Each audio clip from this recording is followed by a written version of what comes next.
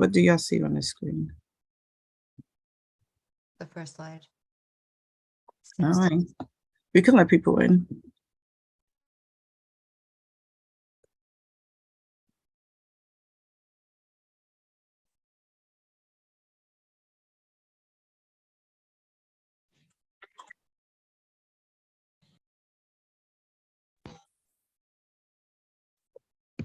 Good morning, everyone. We will start sharply at 9:30.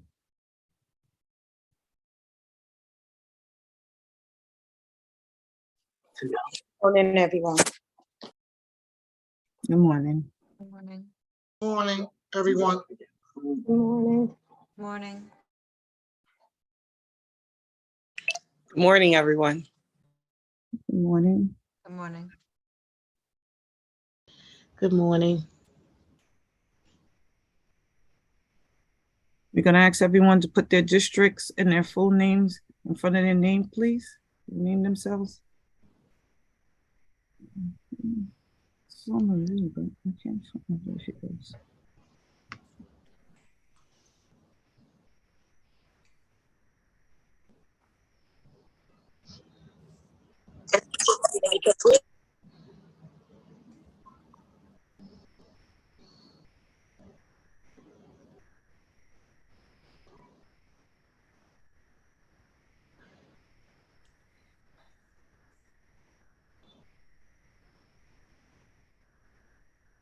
Recording in progress. Somebody's on YouTube.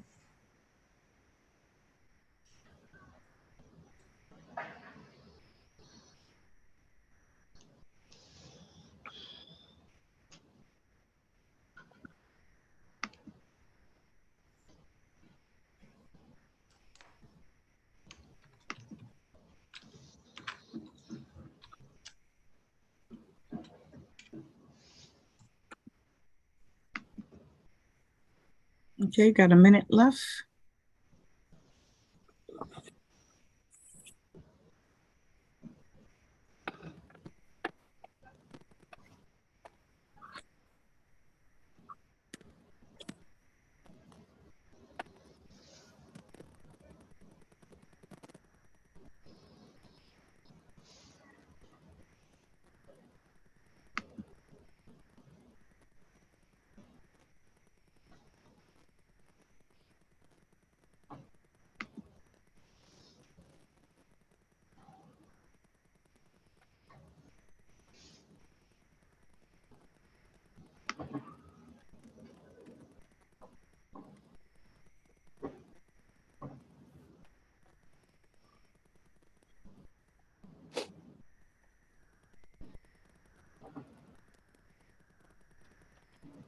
Okay, good morning, everyone. Time is now 9:30. We are going to start our October meetings for CPAC, so welcome. Today is Thursday, October 13th, and it's our monthly calendar meeting. This is the current CPAC board. Why do I not hear anything? Is anybody else not hearing anything? Everybody can hear? I hear you. I Okay, hear you. okay, so it's, I don't know who made that. I don't know. Randy, can you chat them instead of their microphone? Sure. All right. So these are the CPAC meeting rules, meeting procedures and standing rules. Marie, briefly, can you just, quickly read the standing rules?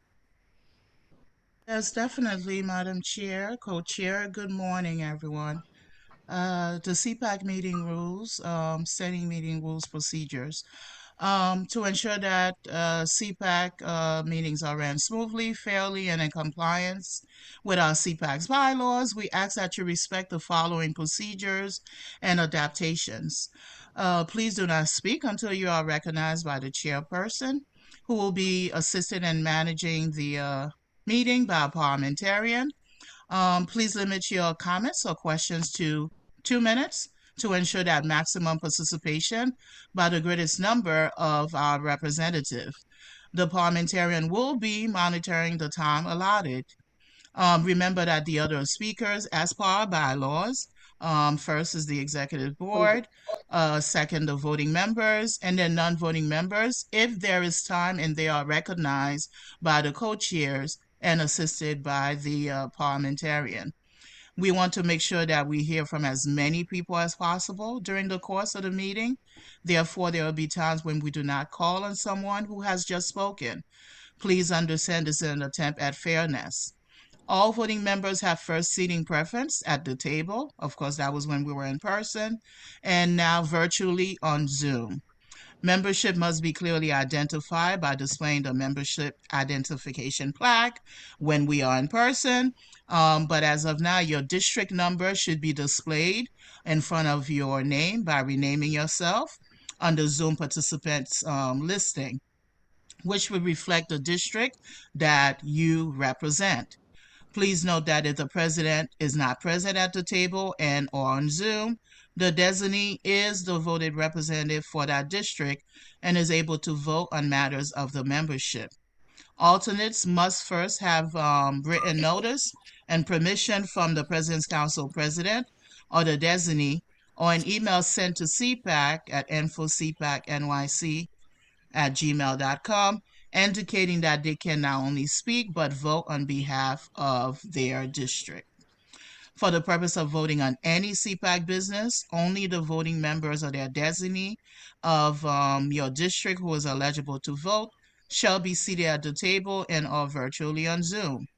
And of course, for additional information on our meeting rules and procedures, please refer to the CPAC's bylaws, which is available upon request, or you can obtain a copy on the website at www.cpacnyc.com.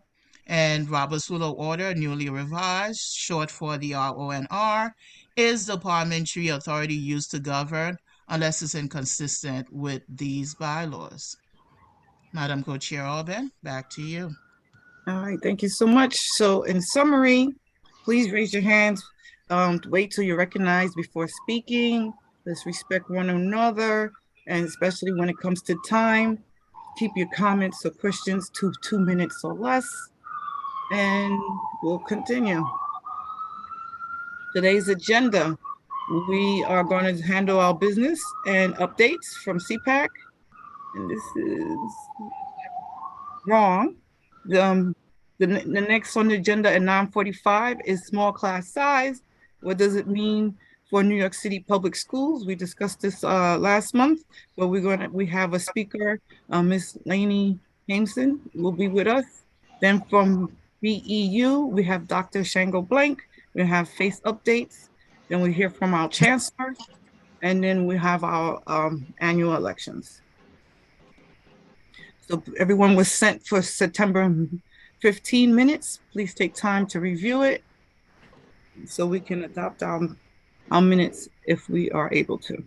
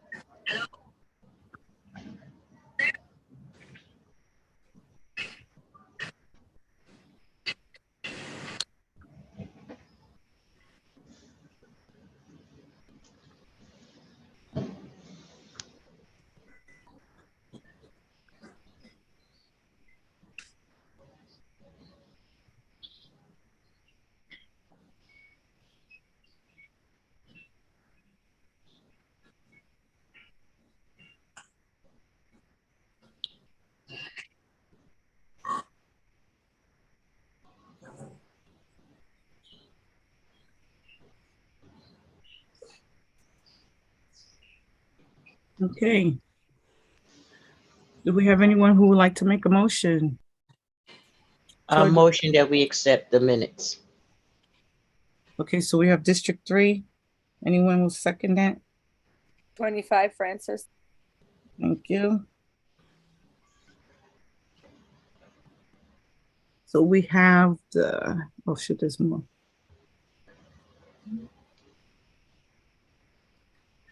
Anyone who opposes us to adopt the minutes for September 15th? Okay, so our minutes are adopted. Now we have our meeting. We had a special safety meeting on September 27, very brief. Here are the minutes for that meeting with Mark Rappenstein. And when anyone's ready, you can make a motion to adopt the minutes.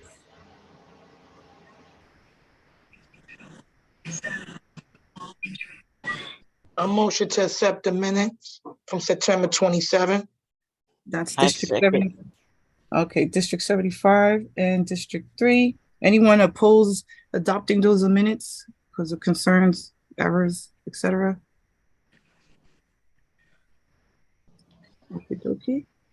So those minutes have been adopted. And then we sent ahead of time the resolution regarding small class sizes, requesting a task force be created for the implementation process of the 5-year period that's given by the state to create a task force and have different stakeholders part of this task force.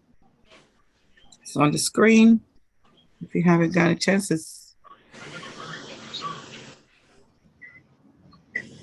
and whenever anyone is ready, they can adopt the resolution. A motion to adopt the resolution. All right, Ms. Andrea, thank you. B25 Point of second. order. Point of order. Okay, Leonard. Don't we need to take a roll call first? Yeah, I'm gonna go back to the roll call. Oh. Don't worry, we're gonna go back to the roll call. Thank you, Leonard.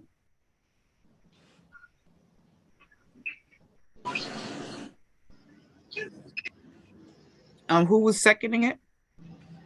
B25. All right. Thank you. Anyone who wishes to, the screen change. Anyone who wishes to abstain from voting or want to vote for the record as no in adopting this proposition letter or resolution at this time, please state so.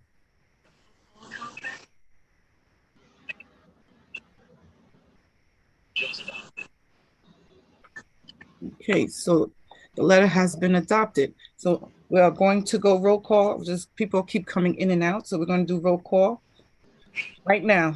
District 1.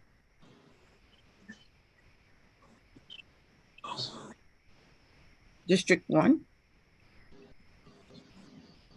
District 2. Present. Hello. Leonard. Good morning, Leonard. District 3. Here. Good morning, Jimmy. District 4. Here. Good morning. District 5. Good morning, I'm still here. Good morning. District 6. Present. Thank you. District 7. District 7. District 8. Good morning. Good morning. District 9. Good morning, District 9 present. Good morning. District 10. Good morning, Maria Villalobos present, District 10. Good morning, Maria. District 11.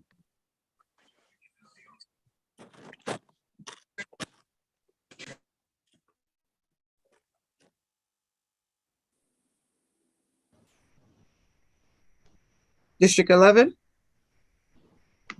District 12. District 12. District 13. District 14. Good morning, President. Good morning. District 15.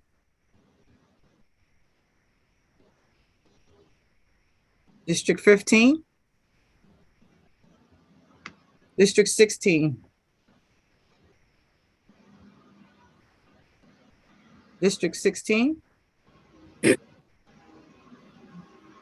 District 17. Great morning to everyone. Good morning. District 18.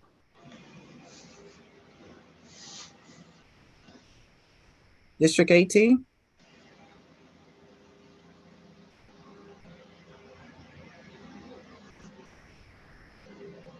District 18. District 19.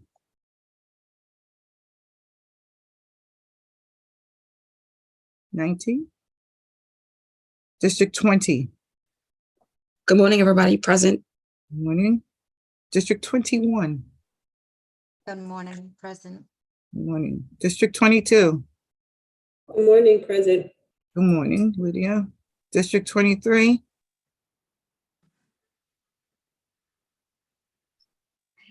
District 23. District 24.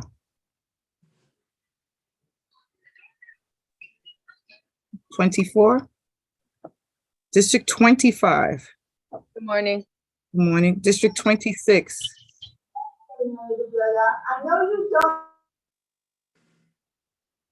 District 26. District 27. Good morning, Shirley. Lisa Cooper, present. Good morning. District 28. Good morning, Shirley, and present. Rosalita McMillan. Thank you. District 29. District 29. District 30. District 30 present. Good morning, Becca. Good morning. District 31. Hi, good morning. Good morning. District 32. Good morning. Good morning. District 75. Present. Good morning. Good morning. Brooklyn High Schools.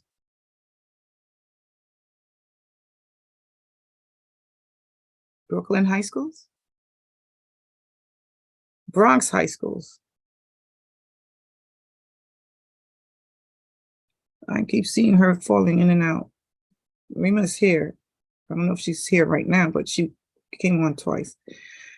Manhattan High Schools.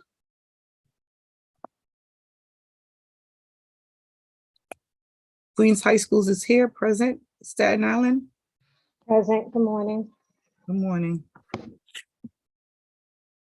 Okay.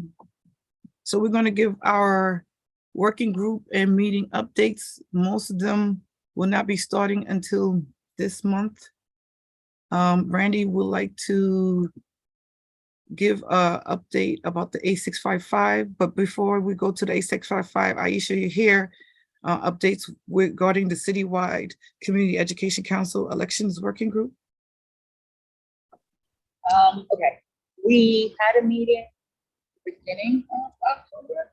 So last week, they basically gave us the updates on what they have so far, the application. They've made, it seems, definitive decisions about the DC 37 time and how that election will work. It'll be a separate election while running in, separate election running at the same time. So those parents will be elected by D75, families only, but they will sit on community council and citywide, or community council, sorry. We're supposed to meet again the beginning of sometime next month to talk more about marketing and making sure we can get as many parents running and just voting. That's kind of the update. That's the update that I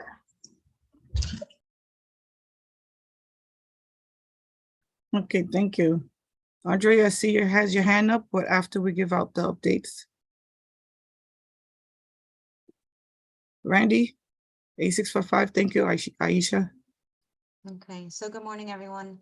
The A655 working group is supposed to start back up again in the next couple of weeks.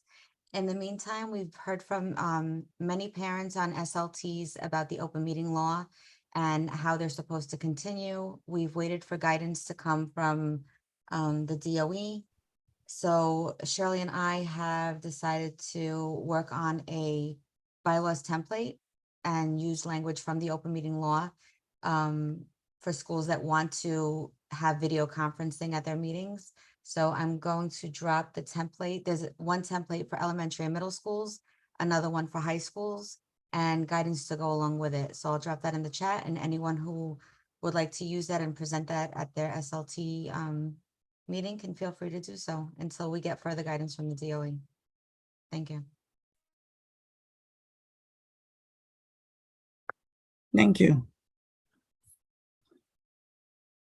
These are CPAC's monthly membership meeting dates.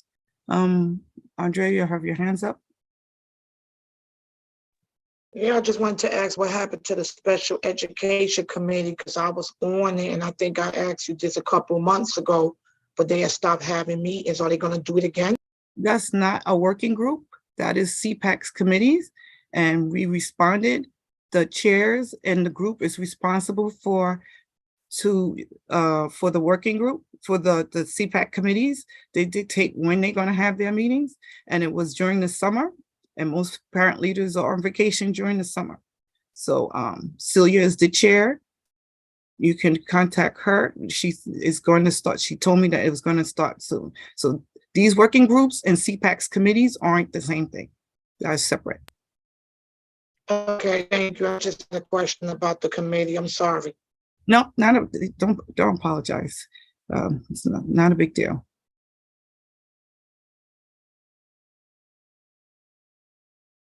So these are the remaining dates. And again, as we know, dates are subject to change. So now we're talking about our committees. The remaining committees that were left was the Legislative Committee. They had their first meeting on October 5th. The Capacity Building and Support Committee had their meeting September 29th. And Communications Committee had theirs October 4th. Again, we're going to remind everyone that to check for the website for news, information, resources, and to sign up for CPAC's committees is all on the website. And you can contact for the Google link if you're unable to access the website to get the signage.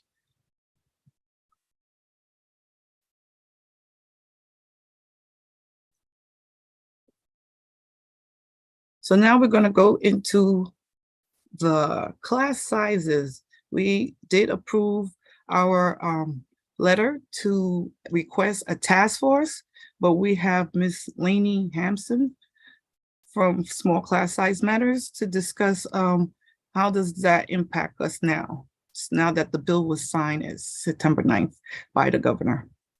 So I'm going to turn the floor over to Ms. Lainey, and I'm going to stop sharing. Sorry, my voice is a little bit hoarse. I'm still recovering from COVID, but I wanted to brief you folks on the new class size law, which was passed by the legislature in June, overwhelmingly, and signed by the governor on September 8th. And what the law says is there will be a 5-year phase-in of smaller classes starting next fall in September 2023.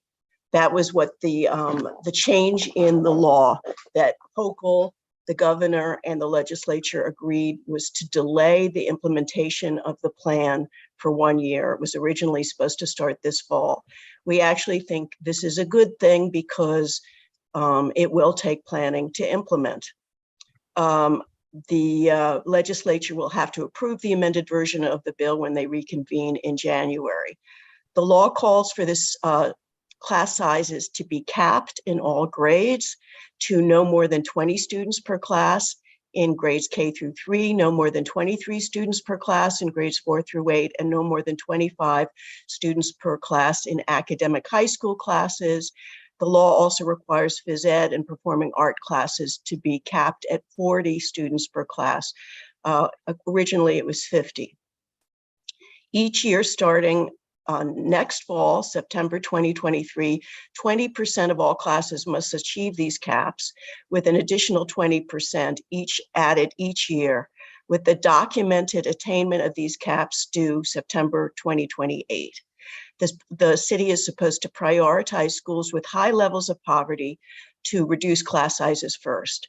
Now, as you know, Last year, many schools enjoyed smaller classes for the first time for two reasons. Enrollment did decline sharply in many schools, and also there was really full funding of schools' budget for the first time. And they weren't, the budgets were no longer tied to fair student funding, which limits the funding by enrollment. So our analysis of DOE data shows that about 35% of students and about 45% of classes made the caps last year, which shows that this is not an unreasonable goal to have. Class sizes have increased this year, however, because of the budget cuts. Now, we believe that planning needs to begin as immediately or as soon as possible. Two things are important that have long-term implications for whether this city will be able to comply with the law. First of all, there needs to be a capital plan that provides the space necessary in our most overcrowded districts. Even with enrollment decline last year, 27% of schools citywide were over 100% utilization, enrolling about 34% of students. 37% of elementary schools were overcrowded. And those estimates in the Blue Book, the annual utilization report for last year, were considerably reduced by the School Construction Authority because they made a change in the efficiency formula in the Blue Book and now assume that every classroom in middle schools and high schools is full or scheduled every period, which many of you know is impossible in many schools. For example, if there is a dance room or a music room or a science lab, you cannot schedule that room as a regular class when the teacher is having lunch or having her prep period. By making this change in the efficiency formula without any real discussion or consultation, the SCA artificially added more than 20,000 high school seats and more than 2,500 middle school seats. At the same time, they cut the capacity portion of the capital plan by over $1.1 billion and slashed the number of new seats by over 11,000, including more than 4,000 seats cut from Queens and nearly 4,000 from the Bronx. We believe that the SCA either needs to restore those cuts and or explain why they're not needed.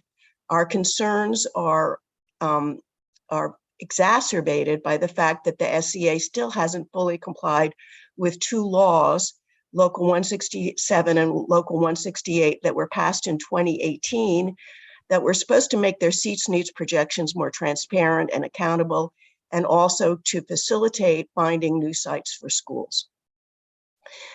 We believe that there's another long-term issue that needs to start next fall, and that's admissions. There's been a lot of discussion about screens or no screens. There's been very little, if any, discussion about the fact that admissions should be made with the thought of how this law is going to be complied with in the future, because it has long-term impacts. Too many high schools are over 150% capacity. Too many are under 50%. There's also great disparities in the middle schools. We believe that by more equitably distributing students across schools, it will make these class size caps easier to achieve over this 5-year period. And we also believe that at the same time, that would create more diversity in schools. And we'll have some data to share on that soon. Now, one change that was made to the bill at the very last minute before we saw it was that it said that the class size reduction plan should be developed by the DOE in collaboration with the UFT and the CSA, the Principals Union. We believe that there should be a task force that should be created, including parents, students, advocates, and experts to help develop the plan and ensure that it's properly implemented. Of course, the UFT and the CSA have an important role to play, but so do all the stakeholders of our schools. And it's really important that we have membership of all those groups to give their input, to have provide some of their expertise in these various areas, and also to make sure that the plan is efficient, equitable, and achievable, and that the DOE actually has the impetus to go ahead and implement it, because so far we have not seen any clues or evidence from the DOE in any way that they are thinking about these issues while making their plans. As you know, there's a fair student funding task force. I don't think they've gotten to the issue of class size. The formula actually incentivizes large classes, and all the other changes that they've announced don't seem to take into account the need to start moving on achieving these smaller classes over time. So we have a letter to the DOE, the UFT, and the CSA that's been signed by us, by AQE, by Senator Robert Jackson, and a bunch of other parent leaders. We will put the link in the chat, but we'd love all of you to sign on, President's Council leaders, and also share with your constituents and CECs as well. And then finally, we have a survey that we'd like you to take and share about the impact of budget cuts on schools this year. And I'll put the link to that survey as well. It's really important that we find out what's happened to class size, what's happened to other critical programs and services that many schools have lost. We fear that there are more budget cuts to come. In fact, the DOE is planning additional budget cuts this school year and next school year, and all of that will make it much more difficult to achieve the goals in the law. So that's my presentation, and I'm happy to answer any questions that you might have.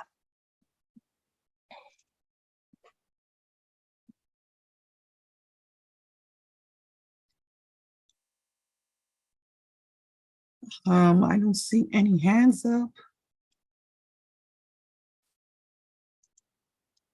Okay, Miss Andrea, District 75 said they already signed that.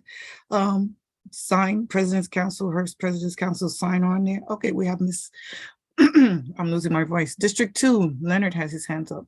Yeah, I had a question for you.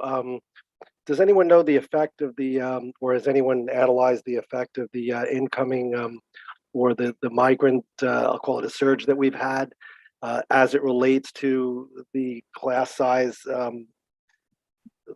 law? I'm just wondering, because this will specifically require teachers who are bilingual teachers, and certainly the new students that we're having have, I would think, increased social emotional needs over regular students. That's one question. The second one is, do we know if those students are being placed in ICT classes? I'm just curious about that. Thank you. I visited one school that saw many migrants this fall, but there are many schools across the city that are experiencing this. According to the principals at these schools, they've got no extra funding for staffing. Some schools do not have enough bilingual teachers. The school I visited had no school counselor who spoke Spanish. This is a critical issue for this year and for the future, because of course, you know, if it continues, the enrollment will increase rather than decrease, as the city has projected. And obviously there is a need, whether or not we provide them with smaller classes, for more staffing for these students to meet their needs, both in terms of language acquisition and emotional social support. And many of them have experienced really bad experiences in reaching this country and walking through the jungle, et cetera. I urge you to ask the chancellor about this, because really principals need that funding now to be able to provide the staffing that these kids need, not to wait until after November, or some people say even after January, to get the funding that they need. This is another problem with the Fair Student Funding formula, that it makes schools wait far too long to get the staffing that they need when enrollment goes up. I also hope that you ask the chancellor about this idea of a task force, now that you thankfully, I'm very, very grateful that you adopted the resolution, but he needs to hear directly from you that it is important that this task force be created and that planning start now, so that we can be ensured that over the next 5 to 6 years, the class size caps can be achieved. But I think that this issue of the migrants is a very important one, and it's a critical one right now. Thank you so much, Lainey, and thank you for coming. We'd like to stay on point. Our next speaker is here. I'm just going to show my screen real quick. So we have Dr. Django Blake from the Black Influence United, and they're going to share with us what they have been doing with in the community of education in our communities with New York City Public Schools. So at this time, I'm going to give it over to Dr. Blake. And thank you, Lainey, for coming on as always. Good morning. Thank you. Good morning. Thank you for having me. It's an honor to be here. Dr. Django Blake, president of Black Influencers United. Our vision is that we serve Black educators, we influence others, and we impact Black children. And I just want to give you some context of the kind of like how we started and why we started. Years ago, there was a gathering of Black educators at Borough, a historic gathering of Black educators at Borough Manhattan Community College in Tribeca. And the real focus was to look at what was happening in terms of systemic racism within education, looking at the data, looking at disproportionality, and seeing how when you look at the data, there's a high percentage of Black boys in special ed, but an underrepresentation of Black children in gifted and talented programs. We all know what the data says in reference to the achievement gap, but missing in this conversation historically has been the perspective of Black educators who often come from the same communities that our children who are highly represented on these, these data points, or underrepresented on these data points. So a group of Black educators came together. It was called a Gathering of Black Educators to begin to lift up Black voice in addressing the issues of Black children, understanding shared experience, sometimes shared trauma, clearly shared culture. It's a voice that has not been heard enough. And when I say a voice, not an individual voice, but a collective voice. So from this gathering emerged Black Influencers United. We say BU for short. And we emerged as an organization with a specific vision, which I just said. We have 7 actionable item agendas where we're really looking to push the issue of equity, and really empower not just Black students, but Black families. So who are we? We are not just educators. We're educators, we're parents, we're community leaders. Our organization, while it is unapologetically Black in its approach, we look to develop relationships and have allies with other organizations that are working in the space of equity.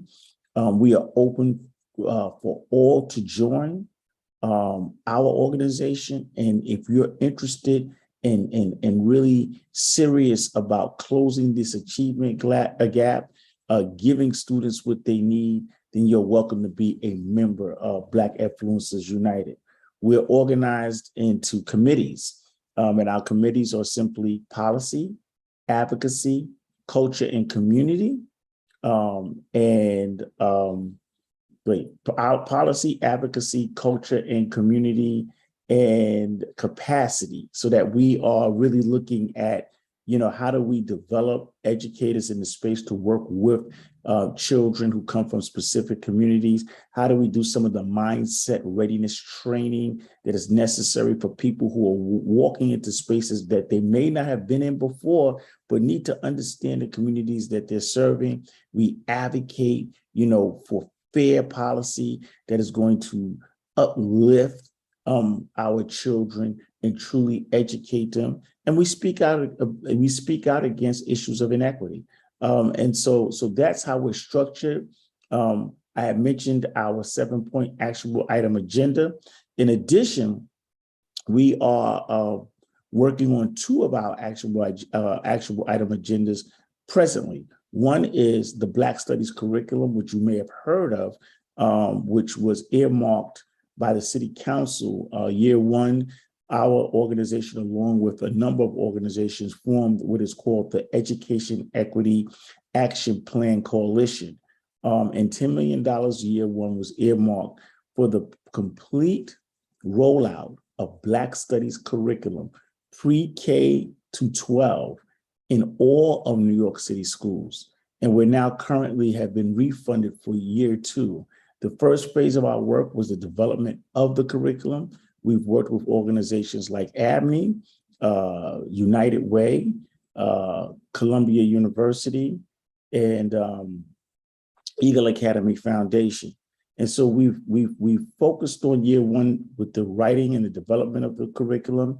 Year two, we're putting into place, and you'll be hearing information about this within the next month, our pilot program where schools will be able to test and pilot the curriculum to give us critical feedback before we have a complete rollout in year three.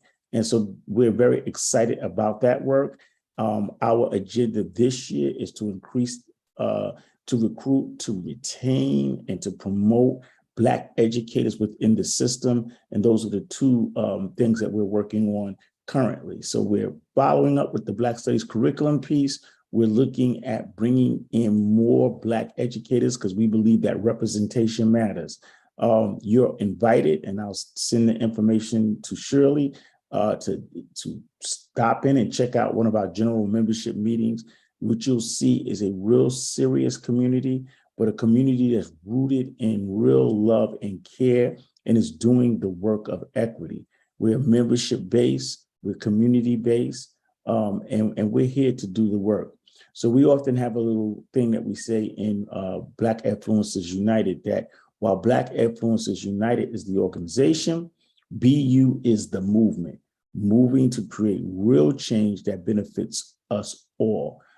As it relates to the Black Studies curriculum, we're so excited about that because that is in fact the work of inclusion. I remember I was questioned one time at a meeting. They said, well, you need to be more inclusive. I said, we're being inclusive when we say Black Studies curriculum because we're looking at a history that has been historically excluded. And when children don't know the contributions, the plight of one another, then they walk away not as well-rounded as citizens as they should and could be. I've often said, I find it quite alarming that I had to go to the movies to find out that Black women put man on the moon. And I couldn't find that in the curriculum. I couldn't find that in my teaching and in learning this kind of information in school. And there's so many more things that Black people have contributed to the development of America and the world that is hidden.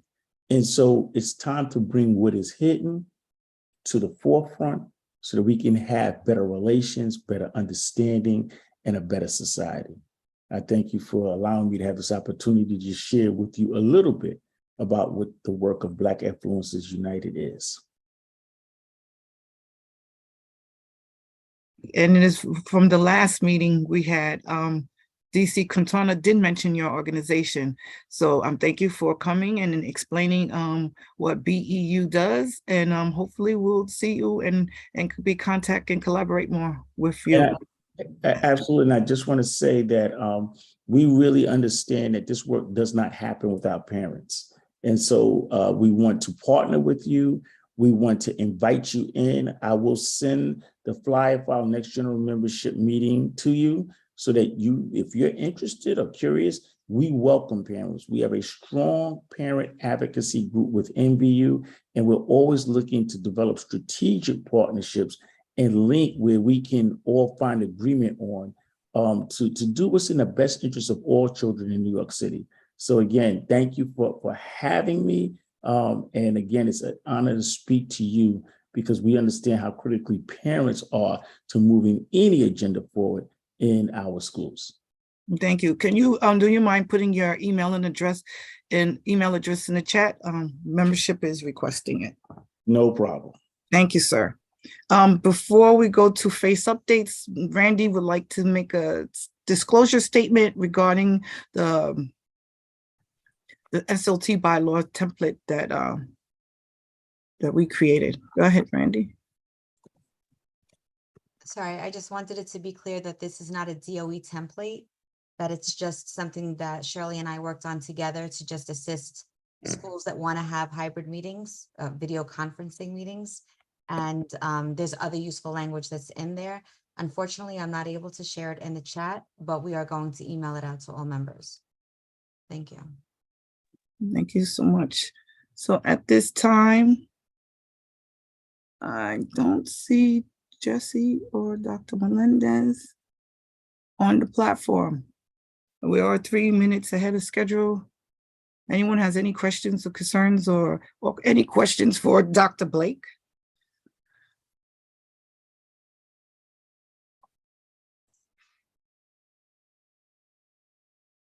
No. Excuse me, I don't know how to raise my hand on the Zoom. Okay, Miss Lisa Augustine. Yes, how are you? I have a question for Leonie. I don't know, is that appropriate? Am I allowed to ask? Sure, I'm waiting for the face to come on to give their updates. So sure, you can ask her. She's still on the platform. Okay, great. I was just wondering, how are you going to select the task force? And who is going to select the task force? I'm going to answer that question. It's not small class sizes. We are requesting the chancellor to create a task force which includes all stakeholders, elected officials, UFT, principals, parent leaders. So they will, once that task force is created, they will let us know. First, they have to create a task force. They have to agree to do a task force, and that was the letter to be. But our letter also encouraged that it's multifaceted, right? So it's not just going to be DOE. It's not going to be just UFT. It's going to be a diverse group. That is our request. Thank you. Yeah, the letter is addressed to all three, the Chancellor, Michael Mulgrew, and Mark Cannizzaro. And since the UFT and CSA have a legal input into the development of the plan, we hope that they will intercede as well with the Chancellor to make sure that this task force is created and have some voice as to the membership, along with DOE. Okay. So thank you so much. Any other questions? Dr. Melendez, I don't know, for some reason, my allergies, I'm losing my voice. Dr. Melendez is going to be in 5 minutes. She's closing up a meeting. So any other questions for Leonie or Dr. Blake? And here she comes, or questions regarding CPAC or the SLT bylaws or anything at this time. We'll give her a chance to settle in, and then we'll give the floor over to Christina. Dr. Christina Melendez, the Executive Director of FACE. Okay, so I'm going to give you the floor, Dr. Melendez. You have the floor. Thank you so much. Good morning, everyone. It's so great to see you all. I have some really fun updates. So I'm getting a lot of your recommendations. So thank you, and keep them coming. Thank you for sending them. Shirley and Randy, we really appreciate it. So those will be coming soon, and we will be sending you an invite alongside so that you can join us, or to schedule that so we can do it together. That is the goal, that we all sort of do the visits together. So I'm excited and continue to send those recommendations. We have something really interesting and fun that we've sort of taken out of our Long Island City parking lot. So some of you may be familiar with something called the DOE pop-up bus. It was a bus that was DOE, it was a DOE bus that is wrapped in DOE a logo, and we are using that bus to really go into our communities and bring some of our initiatives and thoughts, and just another way to engage with our families in their districts. So we're getting that together, we're reviving that project. So soon, we may be in a community near you, but if you have activities in your communities that are interesting and you want us to be present and we can bring the bus, please feel free to invite us. I do want to give you some other updates. The FACE has been continuing to do a lot of the engagement sessions with our CPACs and with our CPAC chairs and president's councils and our CEC presidents. And some of those recent ones have been the charter school office has done a presentation, the post-secondary office has done a presentation, and we have recently just had this was not a CPAC one, this was more, or a CPAC CEC one, this was a DOE Central sort of FSF engagement sessions that happened this last week, and some of you were on there. Then we're speaking with DIIT to really learn and understand what's going on with the Wi-Fi in each of our districts as we continue to think about hybrid sessions. So we will keep you posted on what that looks like and what buildings are better than others to use for some of the things that we may need. And I think that's where we are. Does anyone have any questions for me?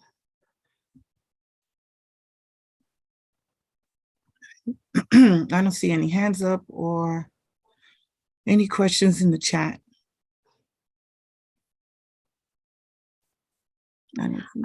I also sent over the chancellor's responses and some of the follow-up that I did around some of the questions and comments that were brought up last month when he was on. And I shared that with the presidents. I'm sure they've sent that along.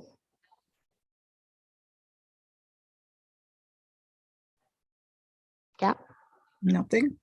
Yes, sorry, yes. No, that's fine. All right. Well, thank you all. Thank you for the updates. And the next up is the chancellor. We're about 11 minutes early. So I'm going to ask the election team to introduce themselves and go over the election procedures, and then to see if by then, if the chancellor will be here. Otherwise, we'll start the elections. Chancellor come afterwards. So our election team, we have Francis Gonzalez, who is the chair, is going to be the election chair, assisted by Marie Plaisir. Jessica Zillow is the note taker, and we have Lourdes. Oh boy, Jessica Zillow is the note taker, and Lourdes Jabot is the timekeeper, and will take care of the technology piece for the elections. So I'll give you the floor to Francis and the election team. Hi, my name is Francis Gonzalez. I'm going to be hosting your elections tonight. I don't know if you see my mail. Hi, my name is Francis Gonzalez. And now you can see me. I'm going to be hosting your elections tonight. Anybody else want to introduce? Jessica? Sure. Good morning. My name is Jessica Zillow. I'm currently the CPAC treasurer, but I'm going to be the note taker today for the CPAC elections.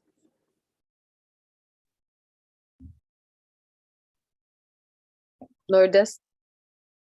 Good morning, everyone. My name is Lourdes Jabot. I am President 2, outgoing, and I'll be your note taker, your timekeeper for today. Thank you.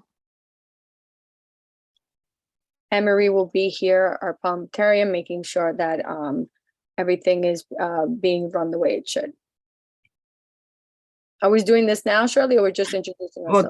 Well, just tell them how the process is.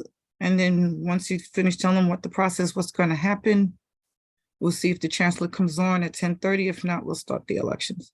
Okay, so when we begin, we will be able to know who can run for a position.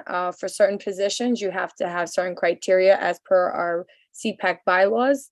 And so anyone running for a chair or co-chair positions have to have been in a voting member that has been here present for 6 meetings this year and last year to have been the rep. For other positions, then for first chair and first vice chair and second vice chair, that same criteria goes. And then any other voting member can gladly go for corresponding secretary, treasurer, recording secretary, and other positions. It's just those positions have a different type of criteria. When we do begin our elections, we ask that anyone who is not a voting member to kindly please leave this meeting and join us on the live stream, because we just don't want any confusion. If a ballot needs to go out, we just want to make sure that only the voting members receive this ballot, because they're the only ones who can vote. A code will be put on your name, and we will explain those codes, and we'll be able to then explain right before the election who can run for these positions that I just mentioned. And if Lourdes and Jessica want to add anything, or Marie, please do so. So Francis, we're going to start. The chancellor is not going to come until 11, so we're going to start. Okay. So I'm sorry, Francis, Madam Chair. I would like to add that once we start the elections, because you are a voting member, and your co-hosting rights will be removed, so that you're capable of actually voting, exercise your rights to vote. Is there anyone else, Marie? No, this would be it at this point. In terms of that was really important to clarify that. And of course, at this point, the election chair, Ms. Gonzalez, it'll be her choice whether to relinquish her rights to vote, but she's entitled to vote. So just to make it clear that she is currently a voting member for her district, District 25. So, but it would be her choice at this point once we start the voting to remove her co-hosting privileges so that she can receive the polling. So that's very important to make that clear. And I also saw another question on the in the chat about who are the voting members. So at this point, we have been adding particularly specific codes in front of your names. And of course, at this point, they have significance because they indicates the certain position that you can run for. It also helps us to know how many attendance you also do have, so that we can move accordingly. And Francis, if I may, go ahead with the codes, or would you like to go ahead? You can go. Okay, I'm sorry, before you have, I relinquished my host, but you need to take off Randy and Jimmy Marie. You're the host now. Yes. As co-host.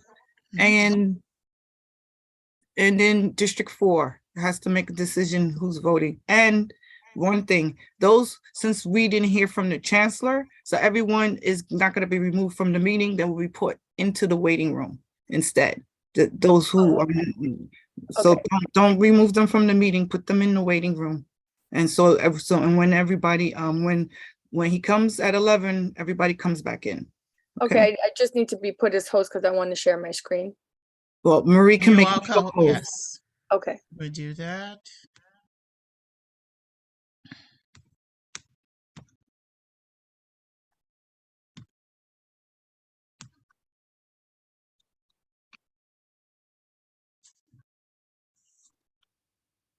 And you have been made co-host. Okay, thank you.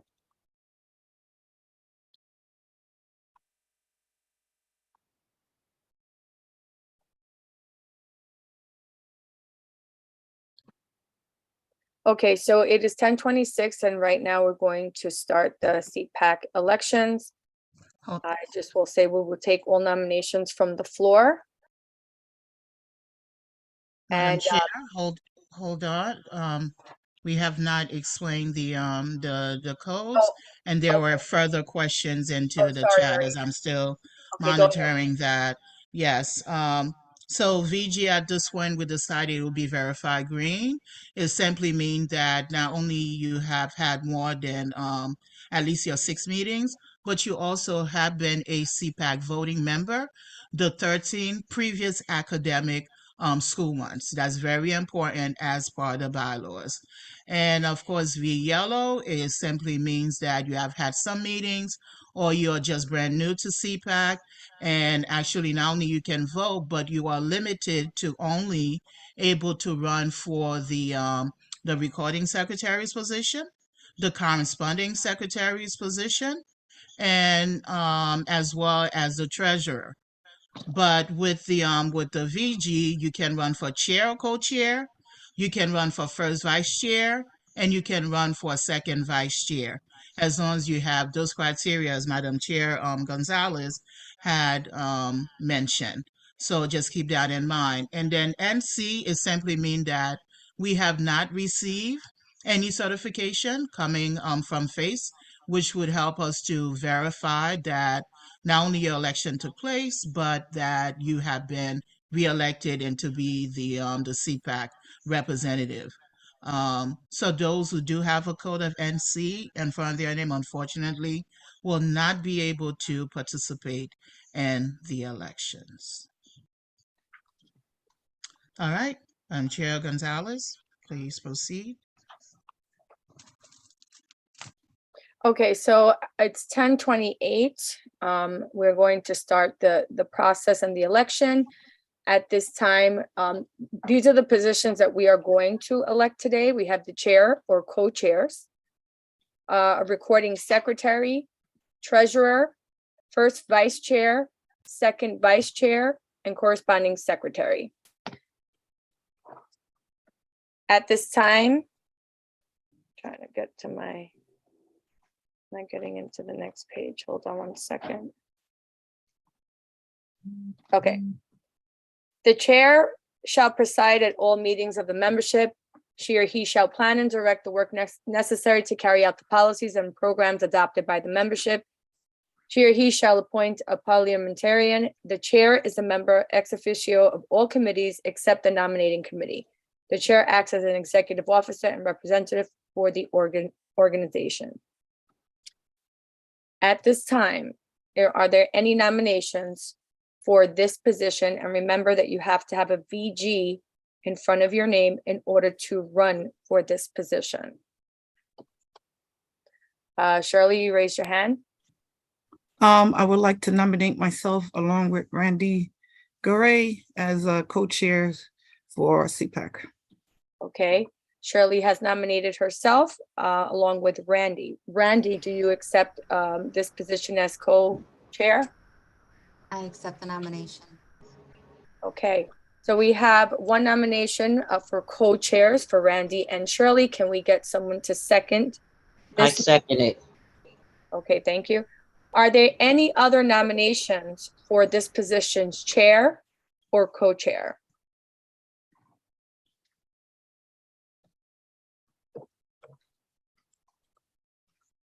Going once?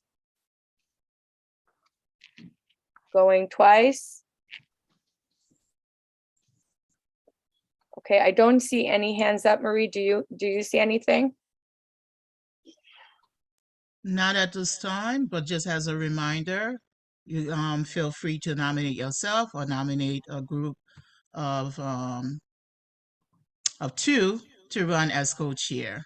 So again, as a reminder, with the proper code in front of your name. But at this time, Chair Gonzalez, no, I do not see anything in the chat or any other hand raised. Okay, so at this time, I'm going to close the position for chair co-chair position with one nomination that came in for Brandy and Shirley Aubin. So can I get someone to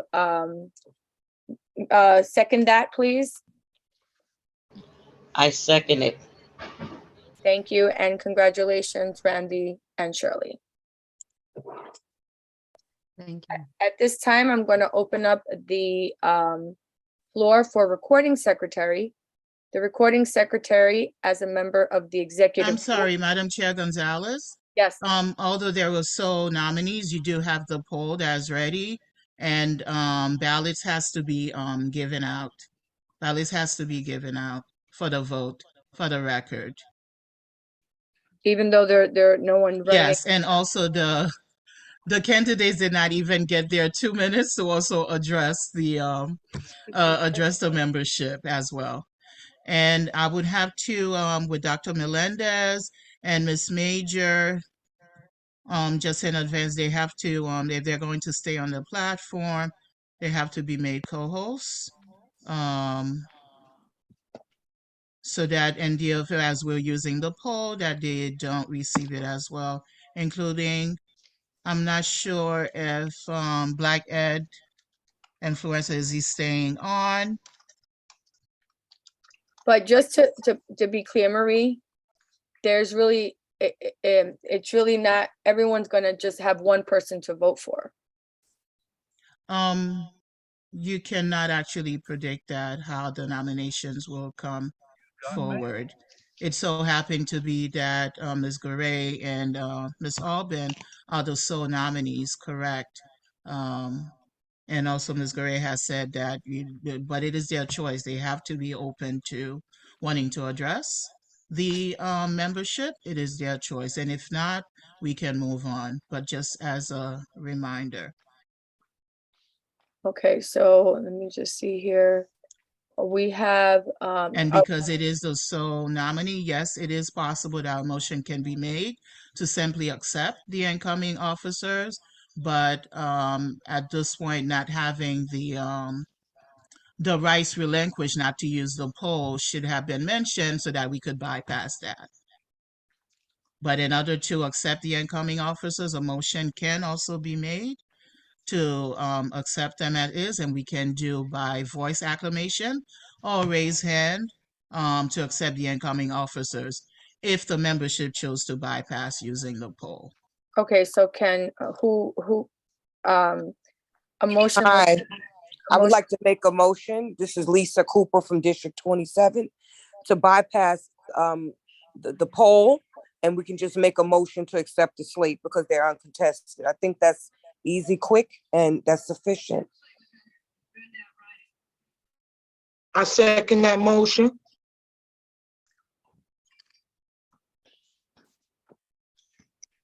All right, so Chair Gonzalez, it's been moved and seconded.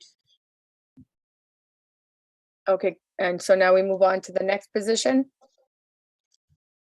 The motion was to do this by hand raised to simply accept the incoming officers. So the next process would be to ask only all the voting members to raise their hand because you're looking for the majority on that. Okay. Please raise your virtual hands to simply accept the incoming officers. And it is uncontested for the record as they are sole nominees. Excuse me, you didn't remove co-host from my name or Randy, so we won't be able to vote and we need to have that removed. You just raise your hand right now, Jimmy. But yes, thank you. Co-hosting needs to be removed though, yeah.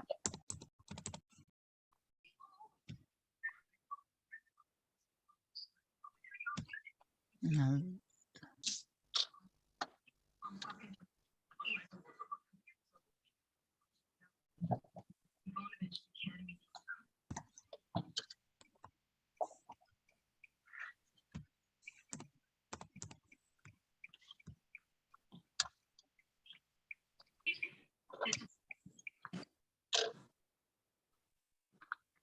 Torres, please double check. Make sure the co-hosting rights have been removed and we have the proper counts for the record, please.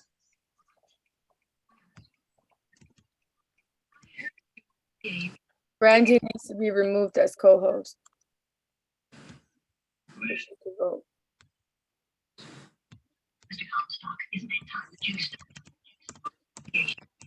example, what about that inscription in this dog's book? I signed it the day before. I just put the wrong date on. Look, I'm not very good with numbers. Well, not that anybody would suspect me, but I do have an alibi. Is someone unmuted? Please mute yourself. Clear night.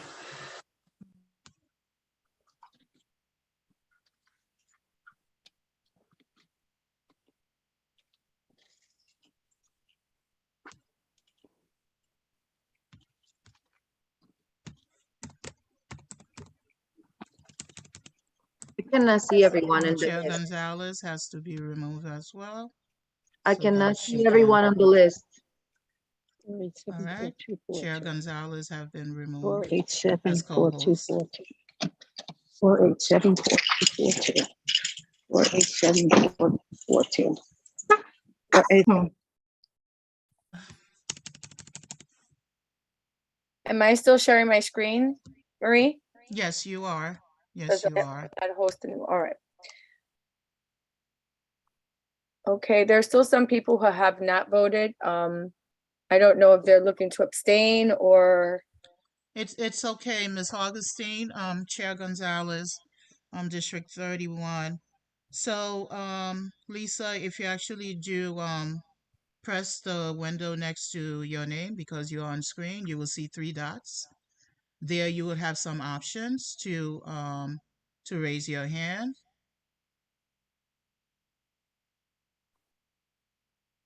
Marie, for Or some it could be reason, at I the don't bottom. see for some reason, I don't see the entire list of attendees. I only see like 13 people. You mean on the Zoom participants list? Yes. I see 31. Oh, I see that there is 31 participants. I just don't see the list, the full list. Oh, you have to okay. scroll So down. go into the participant list because if they are not on camera, unfortunately, it's some new thing with Zoom. It does not show it to you the way that you want it to. If you press on the participants at the bottom, and then keep scrolling. Okay, Keep I got it scrolling now. down. I got it now. I got it. Thank you. Okay.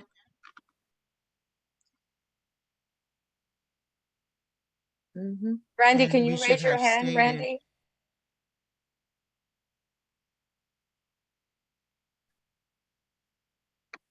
as well as Ms. Alban. Just go ahead. Yeah, there's a lot of people hands not raised. And of course, that would be their choice, but just as a reminder, if you're not able to, please let us know. Or if you chose to abstain, it is your choice as well. So Marie, it seems we have majority raised. Do we still need everyone to raise their hand? What was your total count from the very beginning? I don't think that was stated. How many are eligible?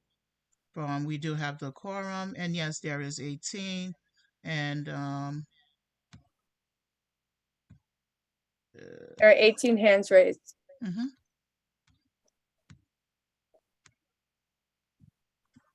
Yeah.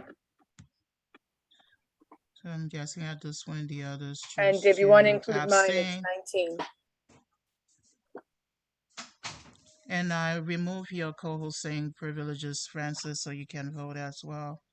Are you not able to raise your virtual hand? I'm trying to look for it.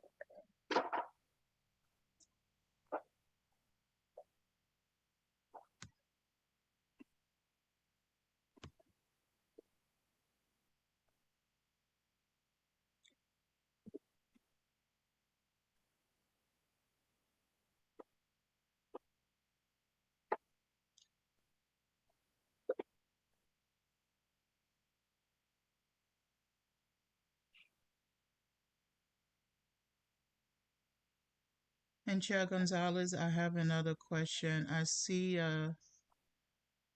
Gwen Sachs is here. Yeah, there's no. I don't think she's a very, yeah.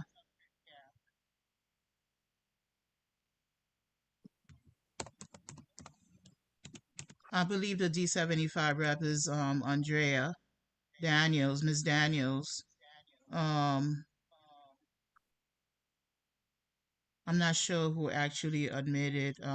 Ms. Sachs, can you please unmute and identify yourself? Are you a CPAC rep? And which district do you represent?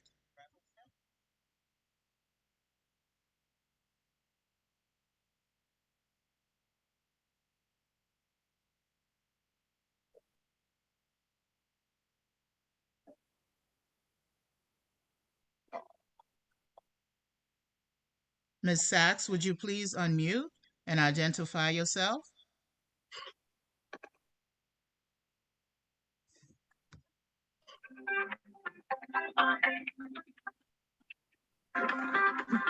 Hello, Sohail.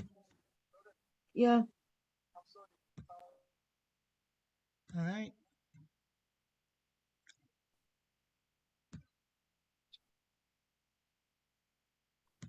All right, Ms. Gonzalez, go ahead, please proceed. Do we have majority, Marie, to I continue? am seeing 18 at this point with I'm the also seeing 18. okay. I can't raise my hand, so can you include me as 19? Okay. That would be tallied into. And those with the NC, unfortunately, they will be put into the waiting room, meaning that we have no certification. They cannot participate into. It's really important that we verify and do this. Everyone who has their hand raised is eligible to. Yes, yeah.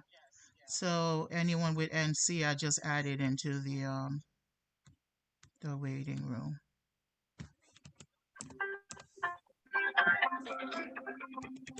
No. Okay. What's it? Just doing the count, and then with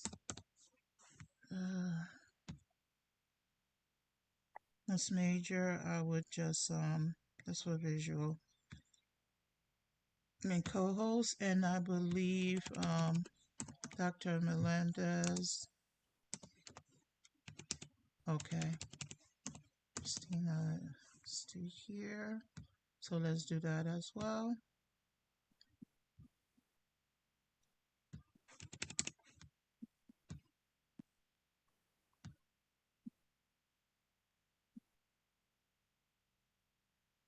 So are we just note taking this and then moving on? So we have 30. So hold on. 1, 2, 3, 4, 5, 6.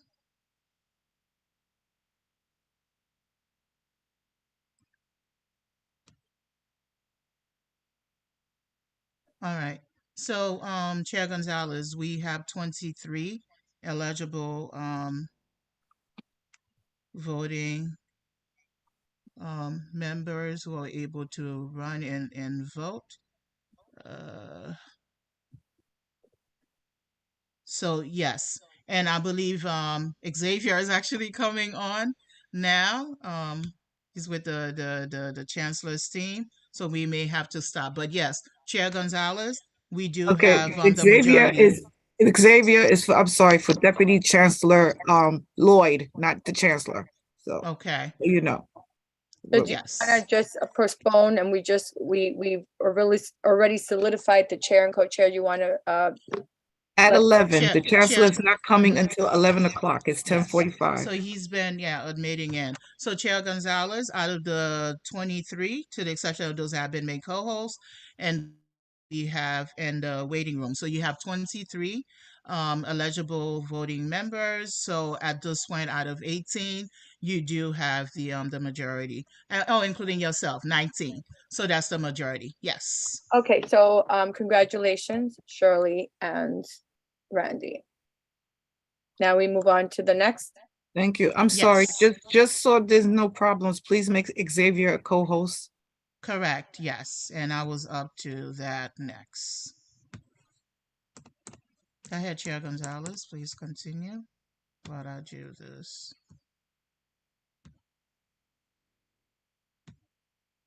Okay, we can continue on, Marie? Yes, yes. Okay, so the next position that we're going to open is recording secretary.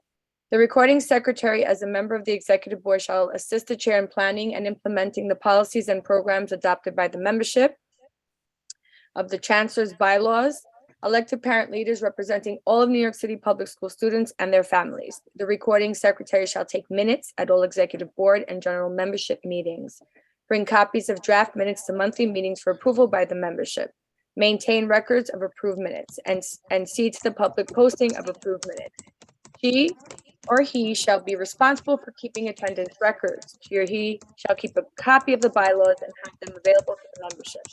All documentation, certification forms, authorizations should be kept on file for 3 years. The recording secretary shall assume the duties of the corresponding secretary in the event the corresponding secretary position is not filled.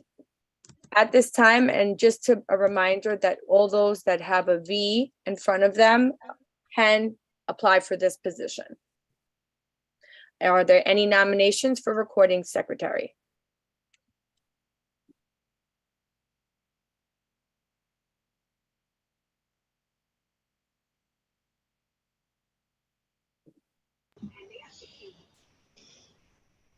I nominate Angela Torres. Thank you, Jim. Chair Gonzalez, I have seen Co-Chair Albin's hand raised first prior to the other nomination being made by Ms. Brown. It's okay. I was going to nominate Angela Torres, but it's fine. So Angela Torres is being nominated. Angela Torres, if you're here, can you unmute yourself and will you accept the nomination for recording secretary? I thank you so much for the nomination, but no, thank you. Okay, so Angela Torres is declining the nomination. Are there any other nominations for recording secretary? Shirley, you have your hand raised? Yeah, I'm going to nominate Gladys Gomez, District 9. Gladys Gomez, if you're here, can you please unmute yourself and would you do you accept the nomination for recording secretary? Good morning. Honored, and yes, I accept the nomination.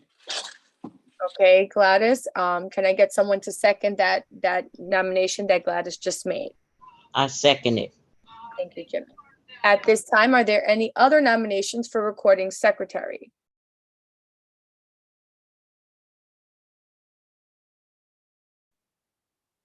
I'm looking here. I'm going to look through the chats. I don't see anything in the chat or any hands raised. I'll ask again. Are there any other nominations for recording secretary? At this time, going once, going twice. At this time, we're going to close the nominations for recording secretary with one nomination with Gladys Gomez, right? Can I get a motion, since there's only one nomination, to just bypass the ballot and we can just have a verbal motion made to accept this? Hi, I make a motion. Okay, So please pay attention to the hand raise and that ocean and not calling out, because I have seen some hands already up, whether they're trying to make the motion. Chair Albin? Okay, You so were first. I move to vote in and bypass the Zoom polls. Gladys Gomez as the recording secretary. Okay. At this time, can you please raise your hand to accept that? It needs to be seconded, Chair Gonzalez. Okay, can I get a second? I see Keisha. Are you seconding that or you're raising your hand for something else? I can do both. Second, and also raising my hand to vote aye. Okay. Thank you, Ms. Sidney. Marie, since it's been accepted, do we still have to take a hand raise vote?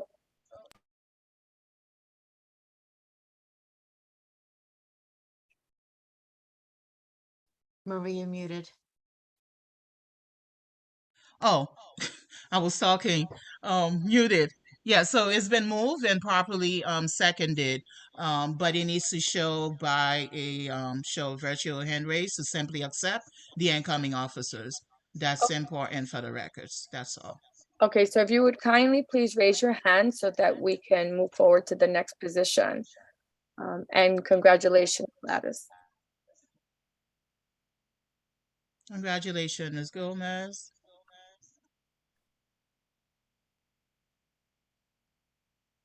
And just for some reason, Marie, I can't raise my hand. I don't know why, maybe. And you're no longer co-host. Okay. So we'll just tally it into the Yes, the count. And for everything.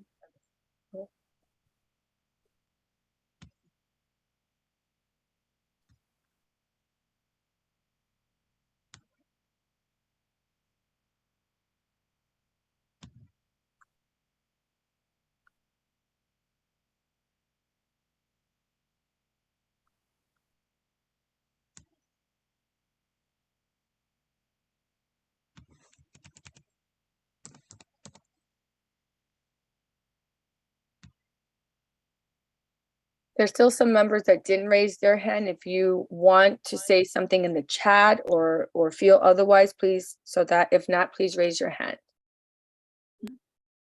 So far, we have 14 votes.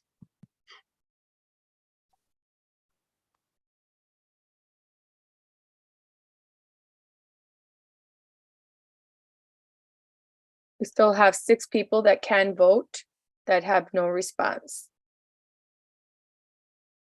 If you're having trouble raising your hand, just let us know. We can walk you through it.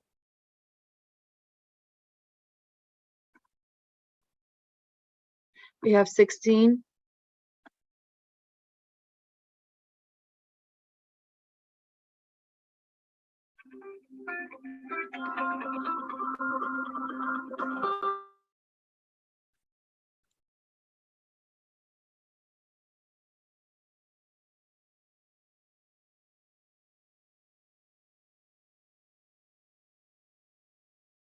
How many do we need, Marie, to move this forward? Out of the 23, we're looking for at least 18 or 19. Okay.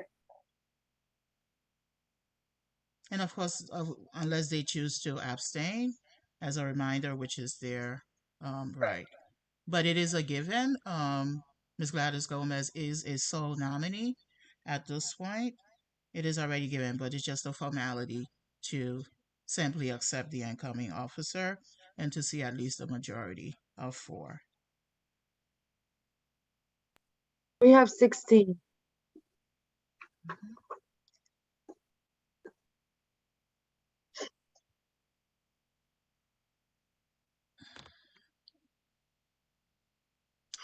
Being told someone is in the waiting room, but there is no one else. Everyone is directly on the platform. Influencers United. Yes, and he was the Let them in? the presenters. No. Okay. So we still have. I'm sorry to interfere. Just send a message to the waiting room saying that, you know, elections are happening and people will be let in at 11, something to that effect. Please, thank you.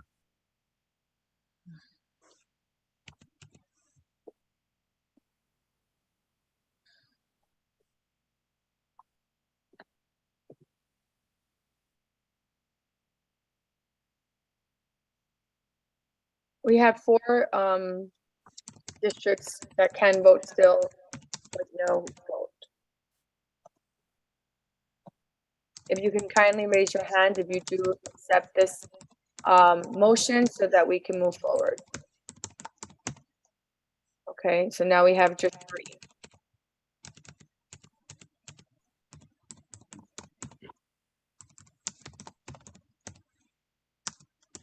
Chair Gonzalez, please go ahead and move on because it is uncontested. So we have 17. So with me is 18. Yes, thank you.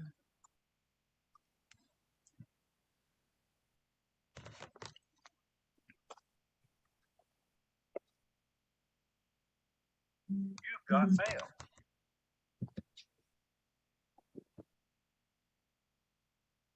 We had 18, so Chair Gonzalez, please go ahead. Let's move on. Okay, now we can move on, and we've closed the position of recording secretary. Now we are up to the position of treasurer.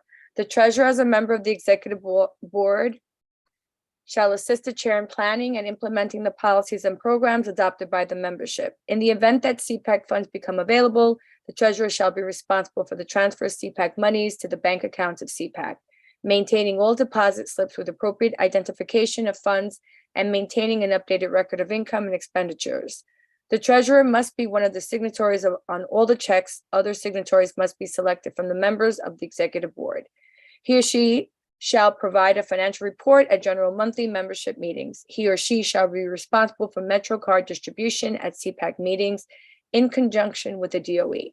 If the treasurer is absent, this responsibility shall be assigned to the corresponding secretary or another executive board member.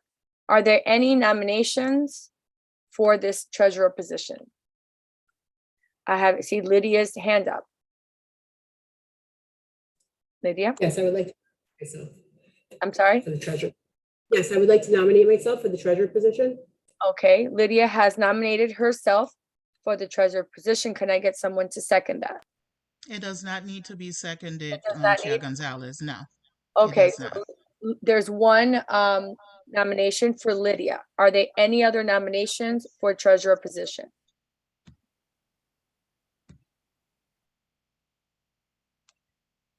Okay, let me just check the chats. I see another hand raised, Chair Gonzalez. Angela Torres.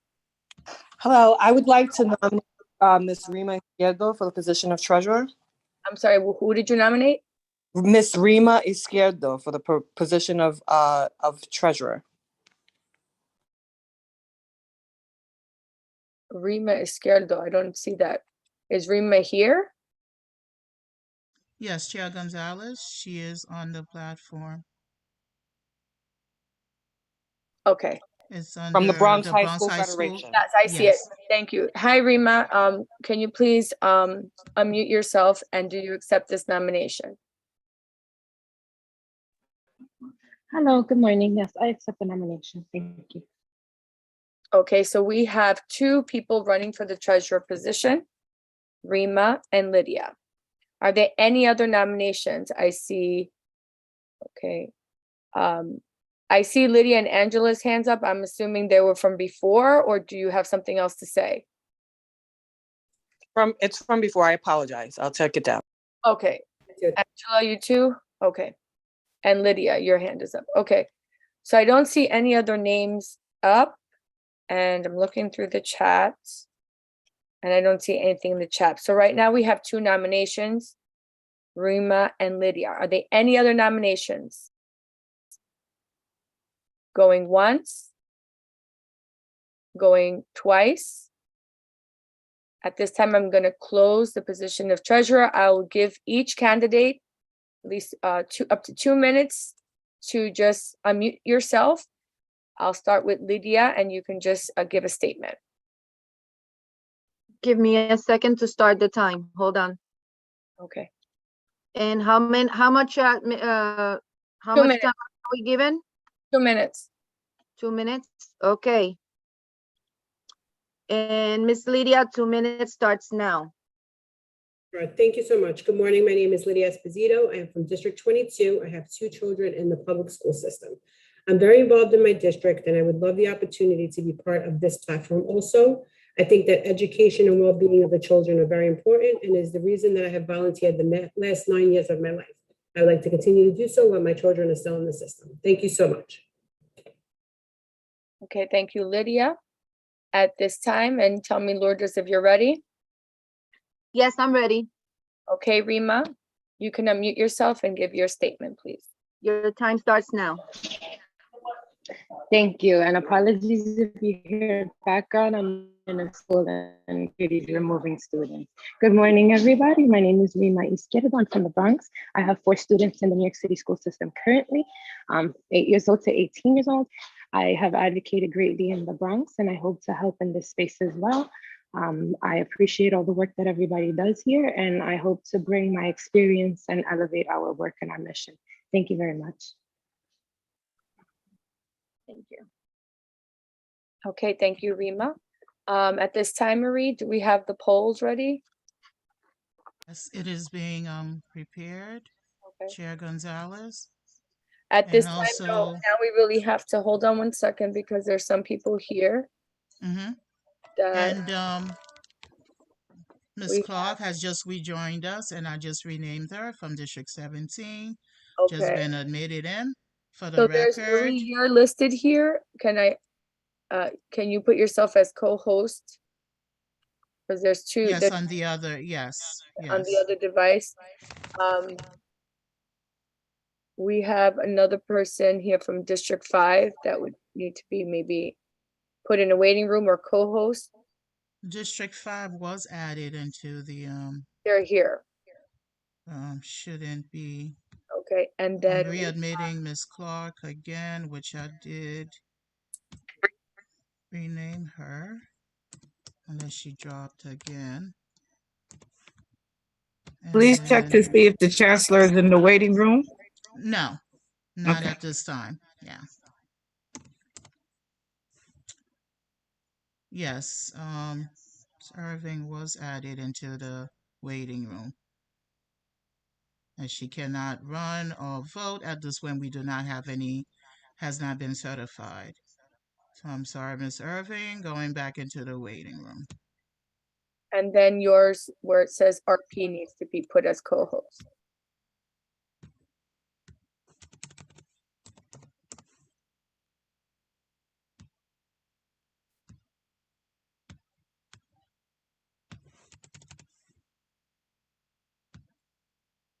Okay.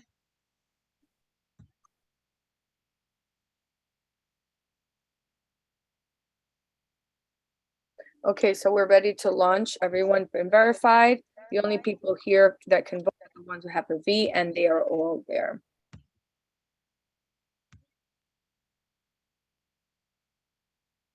So whenever you're ready, Marie. Those of you who want to get the ballot in front of you, just pick one person for this position, please. It should pop up on your screen. I'm sorry, Ms. everyone. The Chabot, chancellor is on the waiting room. Okay, can we just finish this Just ballot? now, yes. Yep, just entered, being admitted. So I'm not bring seeing. everyone back in. Yeah, just I don't now. see the poll. The poll has not been launched. I was Okay, just thank you. admitting the chancellor. And just make him a co-host. And let's readmit back, because at this one we will have to pause. Hi, Chancellor, we're just finishing up a ballot and then we'll move on to you. Thank you for your patience. Because it is 11:04, Chair Alban, so at this one we would suspend and admit everyone else back in. Are we going to launch it or we're doing it out? No, we have to pause. Okay, so at this time, we're going to pause this ballot as soon as we when we get back to our CPAC business, we will continue this. So at this time, I'll pass this floor to Shirley, our co-chair, and you can continue with the meeting.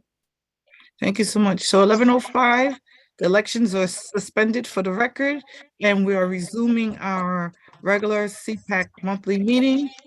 And at this time, I would like to, with our pleasure, to give the floor to our Chancellor, Chancellor C. Banks. You have the floor.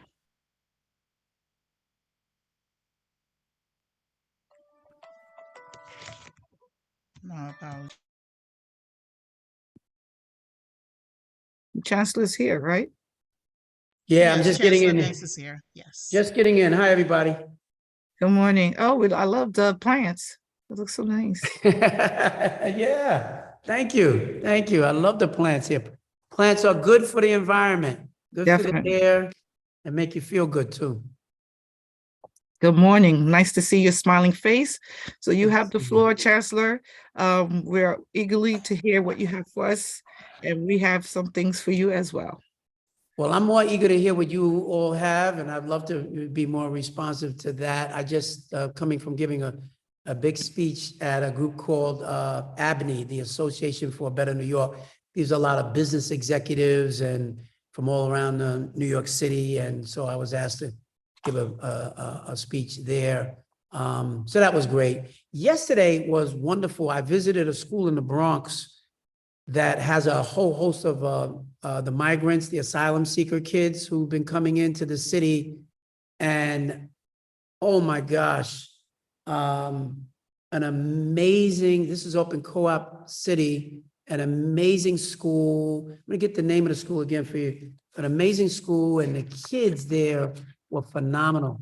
And the best part of it was that every one of those students who just arrived, none of them speak English, but they all had a buddy assigned to them, another classmate who spoke Spanish and was interpreting for them. But the amount of love, the amount of love, the support, the joy the culture of that school. They have absorbed all those kids in a way that is like New York City public schools at its best. The parents that were there, they've done drives for clothing and all kind of stuff. These kids are so happy. Their faces, I wish I could just show you some of the pictures, the faces of the kids. And one of the little girls, I think she asked somebody there when I came, like, who was I? Because they saw everybody making a big deal and they were speaking to her in Spanish. And I think they told her, it's like, he's the el jefe. and you should have saw her eyes light up like this important person was here. And I sat and I talked to them and people were interpreting for me and translating for me rather. And when it was over, that one little girl, that same little girl, she came over right before I left and she said, she looked at me and she said, "It was an honor to meet you." I'm telling you, you have no idea. I almost lost it. That was the only little bit of English that she had, but she wanted to say that. And it was just great. It was just great. You know, I do a lot of the things all the time. You know what I mean? I go around, I got to make decisions that, you know, some people are happy with, others are not. But I'm telling you, it's moments like that. I tell you, it means a lot, you know, means a lot. So anyway, that's what I got. Are there questions or anything that people want to ask me at all? Before I give it to the floor, I promise certain members are going to bring up two parts. One, we just passed a position letter on asking you, President Mulgrew and President Canizano, to create a task force with a diverse stakeholders, parents, elected officials, UFT, principals, a task force for implementing or starting the planning for the small class sizes. I know this year is the first year, this school year is going to be used for planning, and we're asking for you to create a task force and sooner than later, like tomorrow, to address, you know, to get the school community voices heard and to start planning on how to even we do have 5 years, but to start the process and have all the stakeholders and community members that are affected to have a say on how to or give suggestions and recommendations on how to implement fulfill the mandate for the small class sizes. So that is so we adopted that. So you get that letter today along with the UFT and the CSA. So that's the first thing. So remember, sooner than later. Now, the other thing is, which is big across the city, is the gamma, the communications. We're having a lot of issues, parents having a lot of issues, schools are having a lot of issues. It is not really fully functional or is not doing everything that it needs to be done. The parent interfacing is not there. And, you know, and to put it more bluntly, it should have been ready before the first day of school, before, you know, getting rid of certain things like pupil path. A lot of people are having issues across the city regarding that.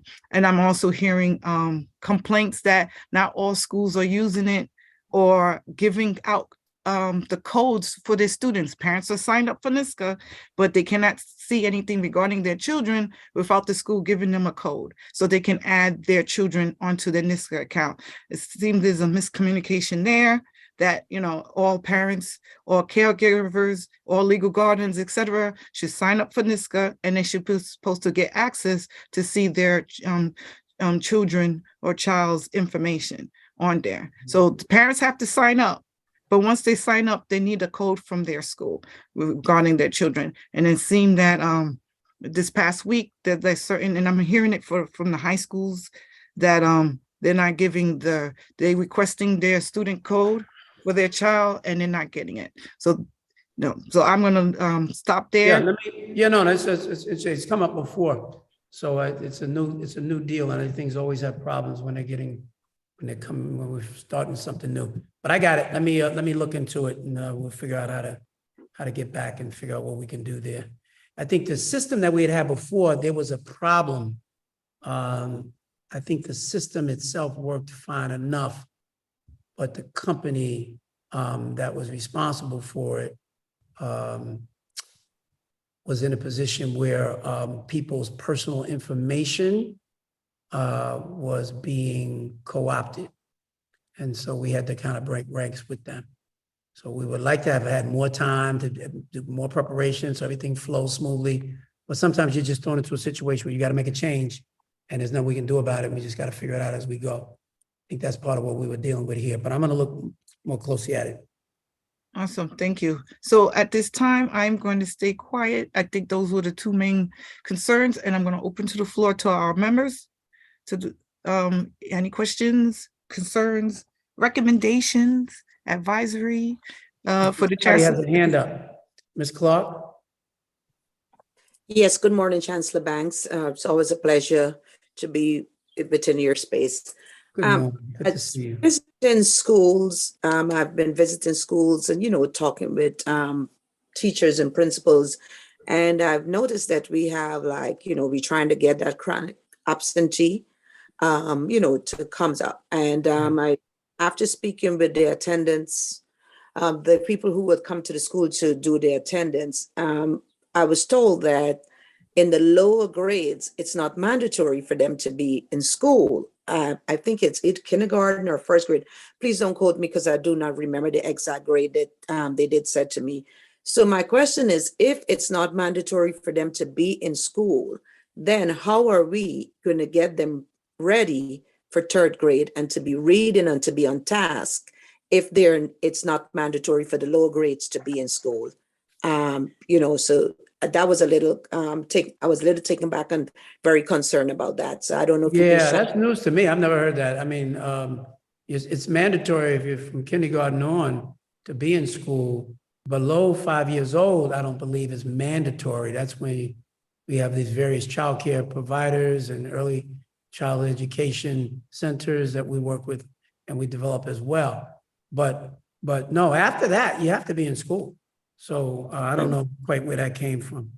Okay, well, thank you for letting me know. So the next time I'll have that conversation and let them know there's some miscommunication because this is what I was told by the chancellor. Right. Okay. Yep. Thank you. Then we have District 18, Keisha Sidney. Good morning, everyone. Mr. Banks, how are you doing today? Thank you that you can join us. So my question for you is, right, so there was a budget cut, right, that was created for all the schools, but here it is, we have all these kids that's coming in now and fluctuating all of our schools. What adjustments are going to be made now with the budget to accommodate? Because we are already under budget to accommodate the amount of kids that we do have in school now, and now we're getting an influx of the kids. How are we going to? Yeah, no, it's a good question. It's a very good question, and it's one that's very interesting, and we're trying to figure this out, right? So the federal government right now has not allocated any additional dollars for any of these asylum seekers that are coming here. So we're working to make the adjustments that are going to be needed. The mayor's making the appeal to the White House. We need additional dollars in schools as well as for other supports and resources for the folks who have already made it. We've got over 5,000 students now in our schools. So we have to stay tuned for that. But right now, there are no additional dollars for those students per se, because there have been no official dollars that have come in. So, it's part of the issue. They're trying to formalize a process for all of this, but this is all something that just started taking place, and folks are crossing the river to come here for the open borders and just coming in. And when that happens, it doesn't flow. The dollars don't just flow with them right away. That takes time before that happens. And so it's more of an issue with the president of the United States and what systems they have set up. So we ultimately can start to get the dollars that we need. We need the additional dollars. We said before, right? We lost students So now we have some students coming in. But because they're coming in illegally, there are no official dollars that are tied to them that then come to us. So we're an open sanctuary city where we said, come one, come all. But right now there's no dollars attached to any of these students that are coming. So the mayor's making the appeal to the president for those dollars. So we have to wait and see what's going to happen. But right now, there's no additional dollars connected to it. Hopefully soon. Thank you. So next we have Staten Island High School, Melissa Bussier. Hi, Great Chair. Thank you. Good morning. Morning. My question is about parent-teacher conferences, because now after 3 years of parents having limited access to schools and teachers, we're feeling very separated from our children's second home, where they spend half of their day and where they're learning every single day. So without pupil path, there's even more of a separation now. We have no idea what's going on. And virtual parent-teacher conferences do not take the place of in-person, seeing your teacher, meeting your teacher, seeing the surrounding. Is there any plan to go back to regular in-person parent-teacher conferences this year? I believe so. Let me get right back to you on that one. We'll, Christina, we'll work to get the official answer. Let's get it back to CPAC, okay? Yeah, I don't see any reason why we're not going back to in-person. We're basically saying we're past this pandemic. We've opened things back up. I don't see why we're not having in-person for our parent meetings, but I want to confirm that and get right back to you. If not, we should be. If I may, Thank you. when it comes to high schools, I'm going to speak from what most of them, like the virtual aspects of they wanted. Some schools are individually are saying keeping the virtual aspects because you get to see more parents and more teachers at the same time. So I only could speak for those that I spoke to, but that's why some schools elected. I think they did speak to the parents. Each school made those decisions. I can't speak for Staten Island, but I can speak for like some of the other schools in the other borough and in Queens. Most parents want it to be virtual, even though it's less time but you're able to see more of the teachers when it's virtual. And I'm just saying that's why a lot of them opted to stay virtually for the parent-teacher conference, especially in the high schools. In our district, there's definitely a push to be in person, but I'm talking in general. All students really need. There may be an agreement, I think, that's already in place for it to be virtual with the UFT. But I'll get to the bottom of that and figure out what it is and where we have some flexibility, what we can do. But your sentiment is what you're raising is what I believe in. I think virtual is good as a tool, but it doesn't replace the one-on-one personal connection with people. It does not. And I like a blended model where for those parents that can't get there, who prefer to do it virtually, can do it virtually, but others actually want to go and be face-to-face with a teacher, to be able to look at their child's work like in real time as a real person. And so we don't want to eliminate the virtual model or choice, but there are folks who want to be in person, and we should be trying to figure out how to do that. But I'll find out. That's a good question. District 18 made a very good point. If only vaccinated people could enter the building. So you can't disenfranchise those who are not vaccinated either. So they definitely have to have that virtual option because only vaccinated individuals, visitors can enter the school buildings. Right. So we have to absolutely keep the virtual option. The question is just, are we including the in-person option as well? So we'll look into that. Tamara Stern, District 20, you're next. Okay, I would like to bring up the issue with Gamma as well. Some of the problems that we're having is if you have children in multiple schools, a lot of the correspondence from the schools that are using this program looks the same. There's like no differentiation between the schools. And parents are having issues where it's not even going into their inbox. It's actually going into their spam. So it's getting lost in the correspondence that we're getting from the DOE or FACE when it comes to just parent information So is there some way you guys could figure out a way to differentiate between the schools? Because it literally just says, NYC GOE. That's the subject title, but we get so much stuff as parent leaders that it's getting lost in the shuffle. Got it. Yeah. Let me, again, these are things I'm glad you're bringing to my attention. I don't always know unless I'm hearing it directly from folks who are dealing with this on a daily basis. So Monica is on. Hi, Monica, Christina, your team. Let's have a list of all of these things that we can follow up on and get back to our CPAC members once we get real clarity on it.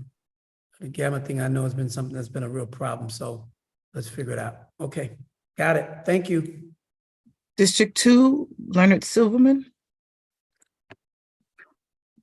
Sure. Hi, Chancellor Banks. Just two questions with regards to the recent influx of migrant children, particularly into some of our schools. We've seen this rather large, I'd consider a large number at certain District 2 schools. Are you in Tweed? No, that's just my virtual background. Are you serious? Yeah. I have a fondness for the old days. So, That's great. I just want to ask you two questions related to that. One, are the new children being placed in ICT classes? Because that's a concern, because you have children with disabilities, special needs, and we're already facing situations in ICT classes where the resources are kind of stretched to begin with. That's the first question. And the next question is more of a statement as a question, but given the fact that we're so strained for resources, and I understand you're hoping that the federal government steps in, I know there are a lot of political issues here, isn't it kind of reckless for the city leaders to be welcoming people the way that they are? I mean, I understand we're a sanctuary city, and my heart goes out to people who have come here, but it seems to me that if there's a limited number, if we have a limited resources, it sounds a little reckless to actually be encouraging people to come here, especially when there's no reason to think there's any end in sight. And that's a concern, that the numbers we're seeing in our district, which I believe are 300, could go to 600, 1,200. I've been hearing numbers potentially as high as 8,000. I don't know if that's realistic, but just crazy numbers. So I just wonder what your thoughts were on those two issues. Well, I don't, again, most of these are really good things that I'll get back to you. I don't know, and I've not gotten a disaggregate on how many of these students have actually been placed in these ICT classes per se. There may be some. I don't get the sense that that's an issue really for us. I don't think walking in the door that's what we've been doing across the system, but we'll double check that. I think to your broader question though, this is one of the tough things that we're dealing with, and we all recognize it. We tout ourselves as a liberal city and a progressive city, and we're the home of where the Statue of Liberty is. Bring me you're hungry, you're tired, right? The huddled masses yearning to be free. So we say that, and then on the other hand, we say, except, if we don't have enough money, you need to stay over there. But I understand the financial implications as well. You might want to be as helpful as possible, but if you don't have the dollars, I think the sense here is that the federal government will, at some point, is going to come and provide a level of support. You got midterm elections that are happening over the next couple of weeks. So a lot of this is political as well, in terms of when the aid and the support will come. But I think here in New York, the leadership feels as though the federal government is not going to abandon us here. They recognize we're getting more young people and families coming here than any place else. We need the supports. So I think I feel hopeful that it's coming. It's just not here yet. But I also understand your point. I get it. But I think they would feel it would really be an incredibly bad look for New York City if we were turning those buses around and telling folks there's no room at the end. Sorry, we wish we could accommodate you. We wish you well. Good luck. I'm not suggesting that. I'm just saying maybe not just take a photo op and be welcoming people as yeah, no. But I think that's I hear you as well. But listen, This is all happening. It's happening in real time. It was not something that anybody projected. It's what you call real-time kind of crisis. And the mayor's called it a crisis. We're trying to be as warm, as accommodating, and we're seeing the people of New York, our families, how they have stepped up to just try to wrap arms around as best as they possibly can, even though many of these families are living in tough situations themselves, but they have a heart. And I also understand the governor of Texas sending them. It's a politically shrewd move. When people say he has no heart, but what he's saying is that we're getting hundreds of thousands into our little small towns. And we don't have any resources to accommodate these folks. And New York, you say you're a liberal city, progressive city. Well, you know, have at it. Here they are. I'm only giving you a small percentage. The 15,000 families that have come here is nothing compared to what the amount of families that are coming into Texas. Nothing. It's a small percentage. So I get both sides of the argument. I really do. And we just, while they're here, we're going to do the best that we can. I'm not going to be able to take any more questions. They had only booked me for a few minutes here. I got a whole nother meeting that is set up and folks are waiting for me to step out there now. But let's compile this list, Christina, so I will have that and I can do all of the follow-up. Okay? Okay, very good. All right, I've got to run. Okay, Chancellor, thank you so much. Thank you, everybody. Bye-bye. So at this time, I'm going to ask everybody, especially those who had their hands up, to type their question, concerns, or comments into the chat so we can forward them as we did last meeting. So I'm going to give the floor back to Francis Gonzalez. The time is 11:29 a.m. We're suspending, well, our regular monthly meeting is now over, and we're going to resume our elections. Okay, I just need to share my screen again. If you can make me a co-host, Marie, please.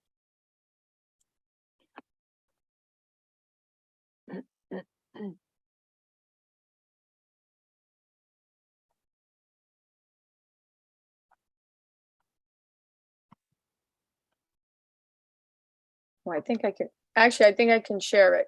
Hold on. Oh, maybe that's why I could use this. Okay. Okay, we left off with the ballot going to be sent out with 2 nominations, I believe is Lydia and Rima. Do we have that ready? Okay, so Marie says she's not able to edit. You fixed it?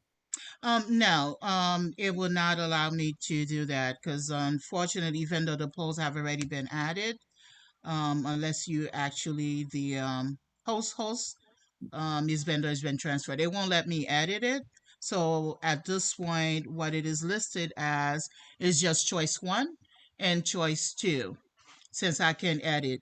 So I would suggest, Chair Gonzalez, that the poll is launched, but for the voting members to remember that in the order of the nominations were received, first it was Miss Lydia Exposito, and then second it was Miss Rima Izquierdo. So at this point, I just want the voting members to remember choice 1 and the order the nomination was received was first, Miss Lydia Esposito 1, and then choice 2 was Miss Rima Izquierdo. Can you spell Rima's last name, please? IZ, feels weird that I'm spelling her own last name. IZQUIERDO.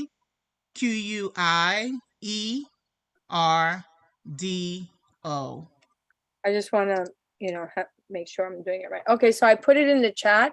Okay. Number 1 is number 2. We have a question. Do we know which districts have a shortage of special education? Oh, I'm sorry. That's the question that you're going to collect. Sorry, I thought it had to do with the election. Okay, so at this time, and they made their statements already, right? Yeah, so. I believe, Ms. Jabot, you have something to Yeah, add. is there Chair a Gonzalez. possibility that the owner of the platform go on the poll and add those names so that we could launch it with the names, so there's no issues whatsoever? And okay, so my suggestion was to take all the nominations, right? give me back the host and see if I can edit it, and then I'll give back the host again. But so to do that back and forth is take too much time. Let's get all the nominations for all the positions, and then we'll edit the polls. Because if I'm host, I can't vote, and I'm voting. Correct. So at this time, Chair Gonzalez, we only have two nominations for the position of treasurer. So Chair Alban, we already do have all the names. It's only just two. So I can transfer the host back over to you to edit that, or are you suggesting for the remaining, the entire? Because we need to vote. Let's do that. Whatever. Let's see if I can do it right now. Okay.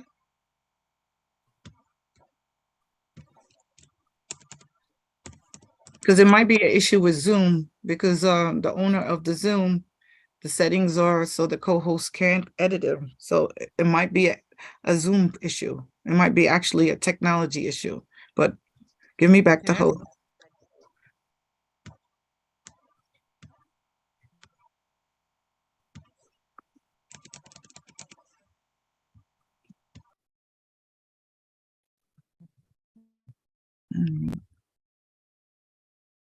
Okay. Polls.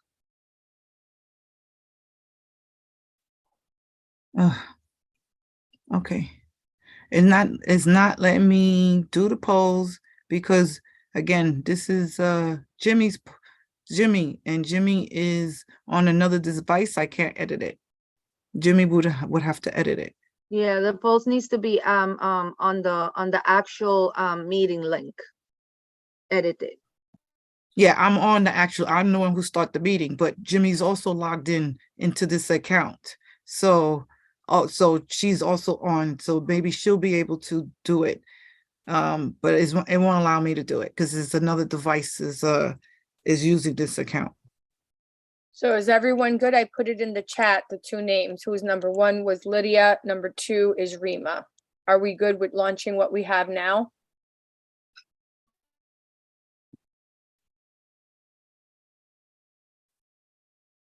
Unless any voting member opposes. Does anyone we'll have to that?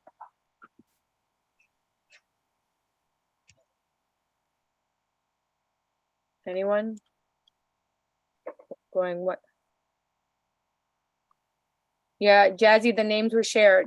They're in there. I'll do it again. And the chat. I know that, but if we're gonna vote, share on the shared screen so that everybody sees the two names and the poll at the same time, so there's no confusion. So you're sharing the treasurer. No, the poll will be launched. The results at this point can be shared on the screen, but the poll in itself prior to the voting cannot be shared on screen until that's done, unless you're asking Chair Gonzalez to edit the name directly into the into what she's sharing right now. She will have to stop share and then type it into the presentation and share it. But it's been added in the chat. I didn't hear any one opposes. I got it now. When you asked, so I got it now. You do? Yep. I went the other way. I figured it out with the help of someone else. I can add the names. Okay, great. So let's do that.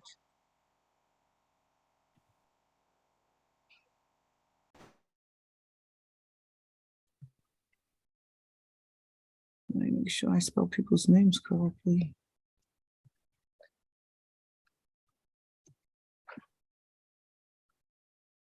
You need help? Shirley, I'll spell it out for you. Yeah, I got Lydia. I'm looking for. Okay, I have Rima, R-I-M-A, last name. I got it. Got it? Just copy. No, it's not gonna work right way. Hold on a second. Okay, so Rima is I-Z-Q-U-I-E-R-D-O.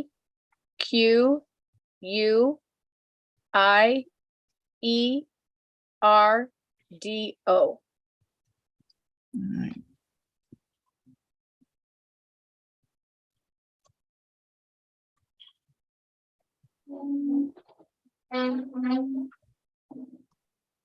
Okay, so you're good. It should be good now.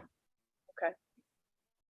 When you receive the ballot, and it will pop up on your screen, choose one candidate, please.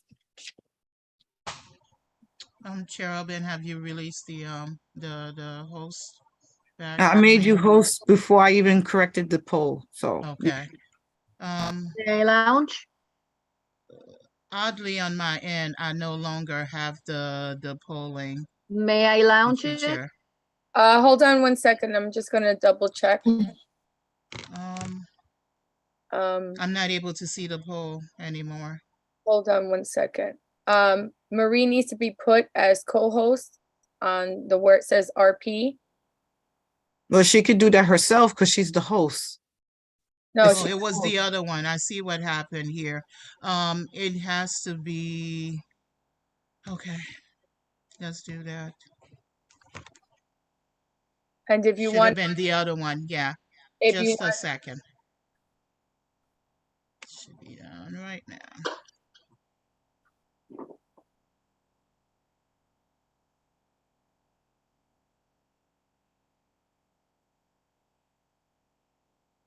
System.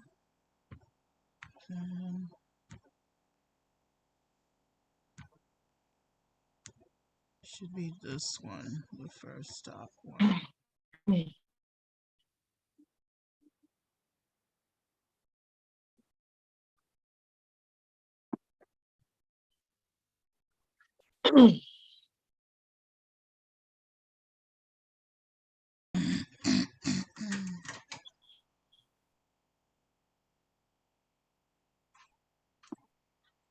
And switching them off. Now.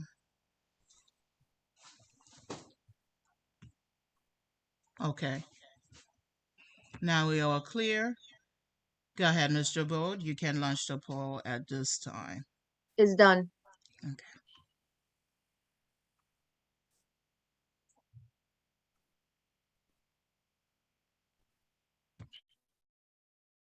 I'm not seeing no poll. okay,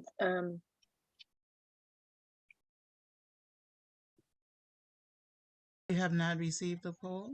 Nope. No. I did. Others did not. Okay. I saw it. when you received it. We have to figure out why others have not. Folks got to try to close their different windows and different tabs because sometimes it'll pop up and disappear, but it's still there somewhere.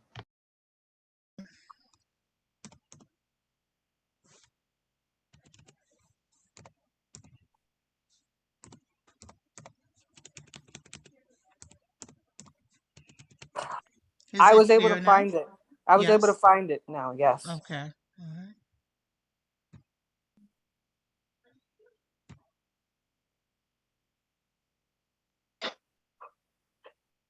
Is there anyone else having issues? Nope, I ain't get the poll. I You did still not. have not, Nope. Chair Albin. Okay.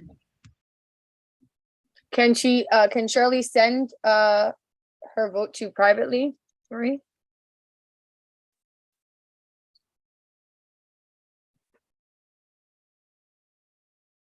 Can. Has Is everyone Chair held- Albin the only person who have not received the polling? Have your hand up. I do not have a million tabs open. I know how to do Zoom. I didn't get the poll. And I think it's because I'm the I can tell you probably why, because before once I was put as host and taken off, I wasn't able to raise my hand. So maybe, I don't know. Oh, once I was host and then I was given and taken back and forth as well for my PTA, but I did not have the host capabilities, but could not vote, and we just didn't know why. So that definitely happened to me twice. Right. In my PTA meeting. So Francis will be voting because I removed your co-hosting rights as well. Okay. So we may have to stop and relaunch the poll. Okay. And then if they still have any issues, then Chair Albin can send her vote privately, and then it will be tallied into the results. So of, should I the poll. should I relaunch? Yes, stop it and relaunch the poll. So Okay. everyone, we're relaunching the polling. Okay, happening now. Go ahead and vote, everyone.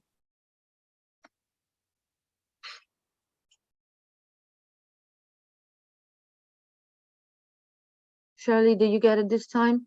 Nope. I think that's the problem. Unless you're gonna wait for me to log in on another computer. It's just, if it has whatever amount of people that, just add that to the vote, Yeah. you know? We have 16 voters so far. Is anyone else having issues?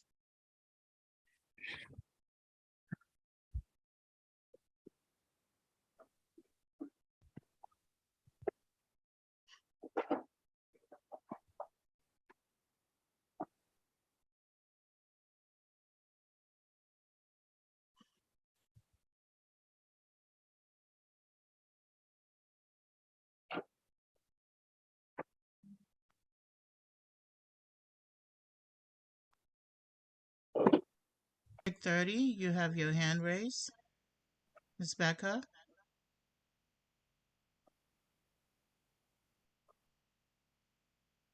Sorry, I forgot to take it down. We have 18 votes, everyone.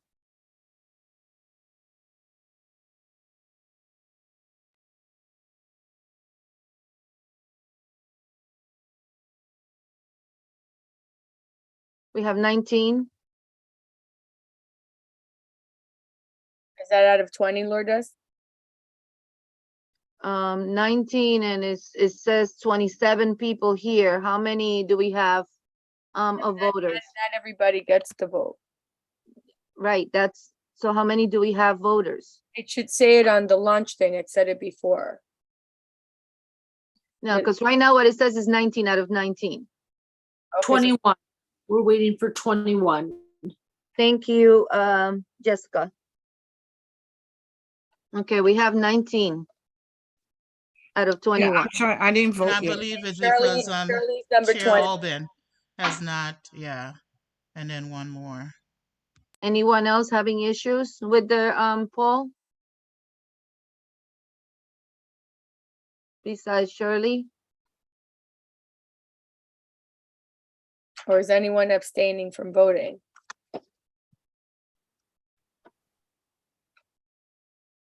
Okay, so Madam Chair, Madam Parliamentarian, did you receive a vote from Ms. Shirley, our chair? No, not as of yet. Let I me- believe she's trying to log in from another device, or Yeah. she can private message. Yeah, I'm trying to, give me a second.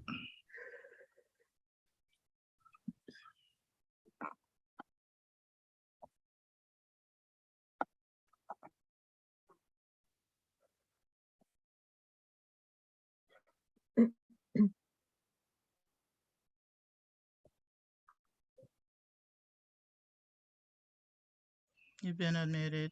Progress.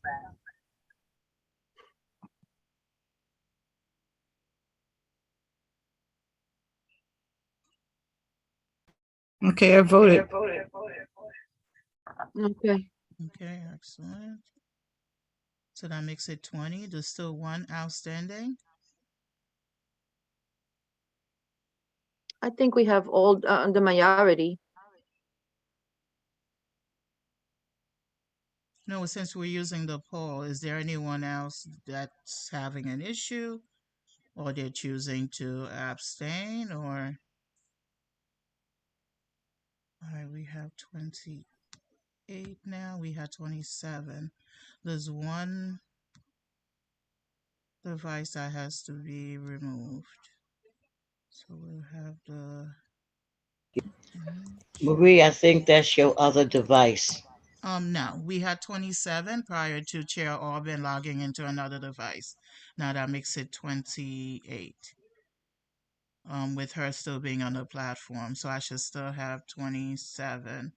Yeah, she's still logged in twice. Chair Albin, I have to remove this one, or No, you cannot. You cannot. You're gonna close the meeting. Marie, you have to put the RP on co-host. You have another device. yeah. Just So the one that you received the post, the one you just logged into. Yep. Right? Mm-hmm. Right. I didn't receive it from at the. All right. So that leaves us at 20. We still have one person then. Yeah, that have not voted. but that's still the majority of the votes. Yes. 20. All right. End the poll. So the chair, let's see. Gonzalez, are you ready to share the results for membership? I don't have access to share the results. I could share. No, I was asking if you were ready. So we're going Yes, to end the poll. Yeah. Share now? And this is with Shirley's vote, yes? Yes. That's okay. Correct. It says here Lydia 75%, Rima 25%. So according to this, Lydia Esposito is the new treasurer. Can I get a motion to accept these results? It is Motion not to needed. accept. Doesn't need I'm to sorry. be. Motion is not needed. Okay, so the polling was used. It speaks for itself. That is the results. Yeah. okay, so these are the results, and congratulations, Lydia Esposito. Thank you so much. At this time, I'm going to close the elections for treasurer, and we're going to go back to the first vice chair. The first vice chair, as a member of the executive board, shall assist the chair in planning and implementing the policies and programs adopted by the membership. The first vice chair shall oversee all CPAC committees. The first vice chair shall assume the duties of the chair in the absence of the chair. Just a reminder, those that have VG in front of your name are the only ones who can run for this position. So at this time, I'm going to open up the floor. Are there any nominations for first vice chair? I nominate myself. Thank you, Jimmy. Jimmy nominated herself. Marie, we don't have to second that, or do we? No, it's not. It's a self-nomination, so it's okay. Okay. Andrea, please unmute yourself. I already did. I nominate myself for first vice chair as well. Okay, and there's another nomination for first vice chair, Andrea Daniels. Are there any other nominations?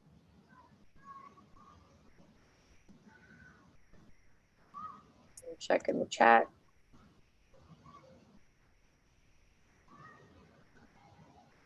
Question is being asked, are there codes for these positions? No. No, For the first vice chair, no. Chair Gonzalez, no.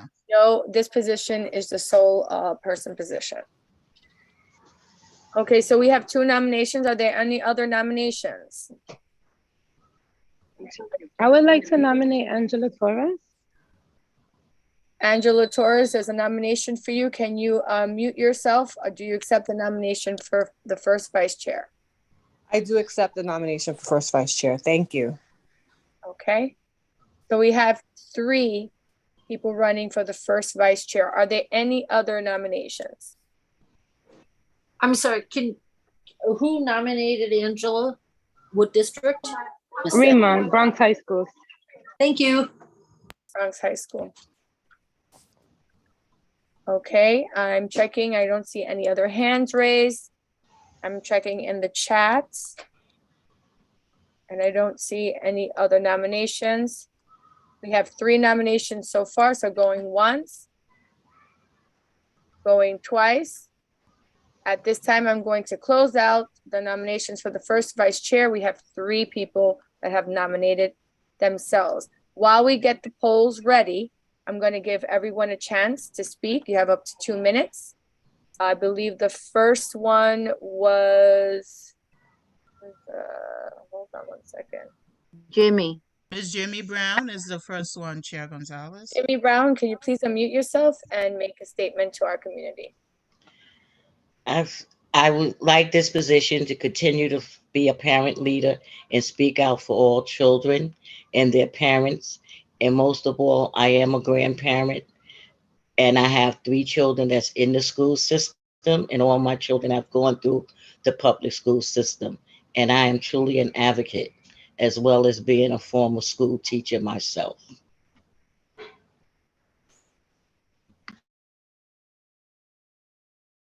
Thank you, Jimmy. At this time, I believe the second one was Andrea Daniels. Can you please unmute yourself and give your statement? Yes, hi, good morning. My name is Andrea Daniels. I have a high school student in District 75. I have been on this executive board in the past as the first vice chair, so I know the hard work it takes to be on CPAC for starters. I'm an advocate in District 75, but my home districts are 7 and 9. And I live in District 11, so I have a variety of knowledge about all types of children, whether it be typical children or children with disabilities in all districts within the DOE. And I would like another chance to be back on the executive board because I did do this position for 1 year and I have been a member for a few years as president of President's Council from D75. Thank you, Andrea. At this time, I'd like to give the floor to Angela Torres. Good morning. My name is Angela Torres. I have 3 children. My youngest is actually in 8th grade. I'm so excited. And I have 2 kids that graduated and they're in college doing well. And they graduated through the public school system. I really would love to do this because I love to serve the community. And I think that this would be a great opportunity to just listen and to bring people together and to work with the different communities and really just support the great work that CPAC is doing. So for those reasons, I would love to be considered for the position of first vice chair. And I enjoy just working with people. You have a great team here, so I just love to be a part of it. Thank you, Angela. So at this time, I don't know if the polls are ready, but Marie, you're still here. Can you put your RP on co-host? I think you have another device. Just put it on co-host.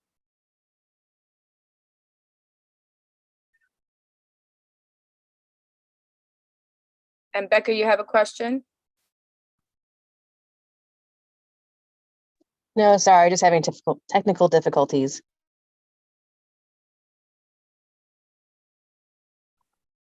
Okay, let me just double check here, make sure that. Polls are ready. Okay, hold on 1 second. I'm just double checking.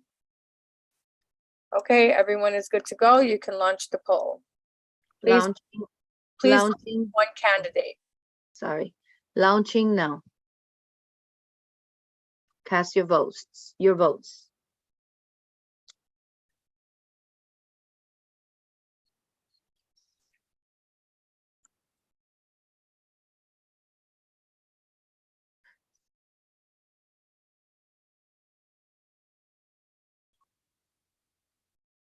Um, 14 so far.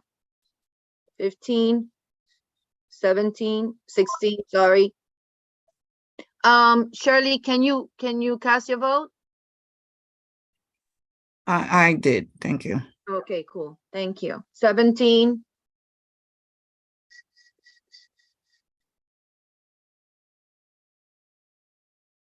We have 17 out of 21. That's what it says on here now.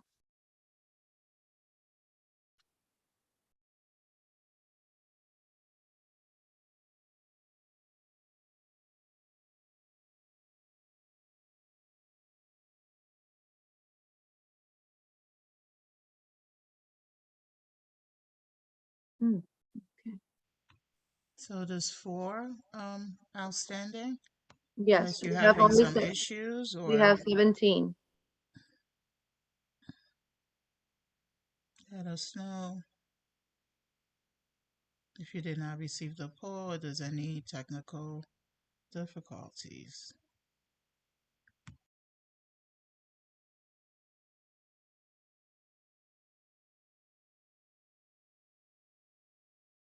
18.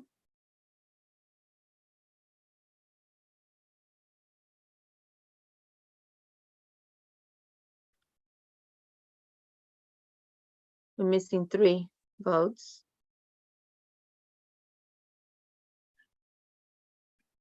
19. Okay, good. If you would like to abstain, please put that in the chat so we don't wait for your vote.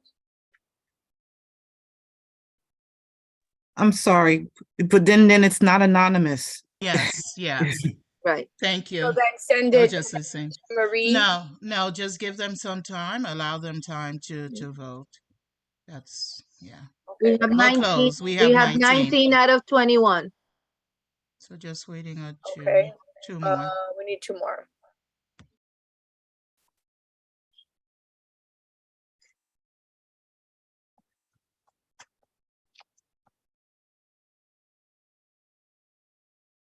Maybe we should make that an option on the vote, right? Abstain, so they could have a choice. That's a thought.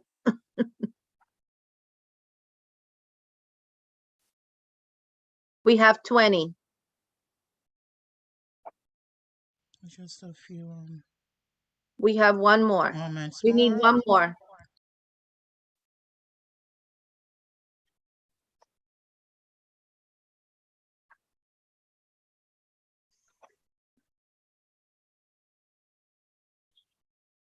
One more vote, ladies and gentlemen.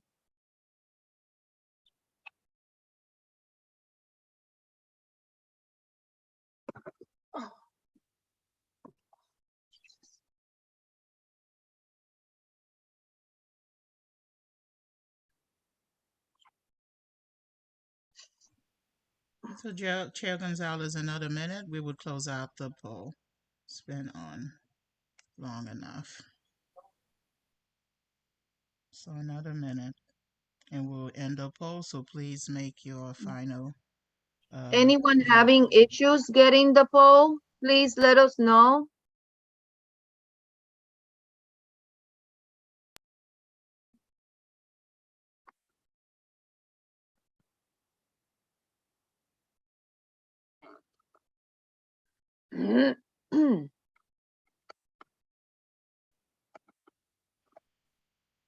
I believe Co-Chair Garay makes a good point. Chair Gonzalez, have you voted? Yes. You should. Okay. All right. You did. All right.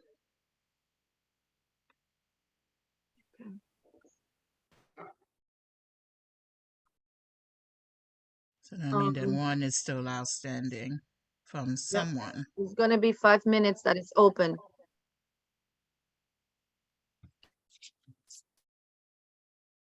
Being that we have majority of the community has voted, can we end it in about a minute?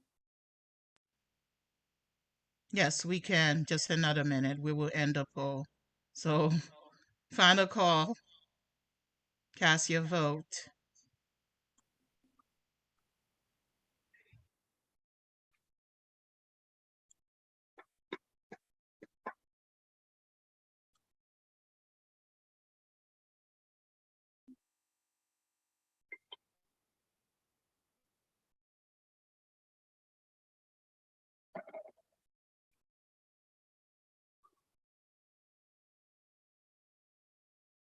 It's not changing from 20.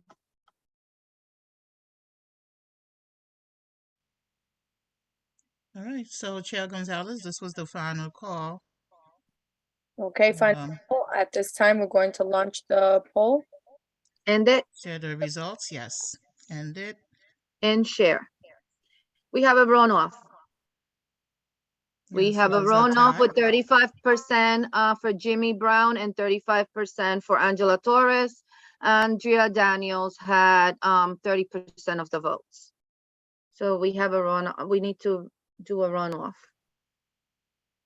Okay, so give me a second. We launch another one with just Jimmy Brown and Angela Torres, right? That's correct. Yes, just give me a second. Can I stop sharing the poll? Yes. Okay.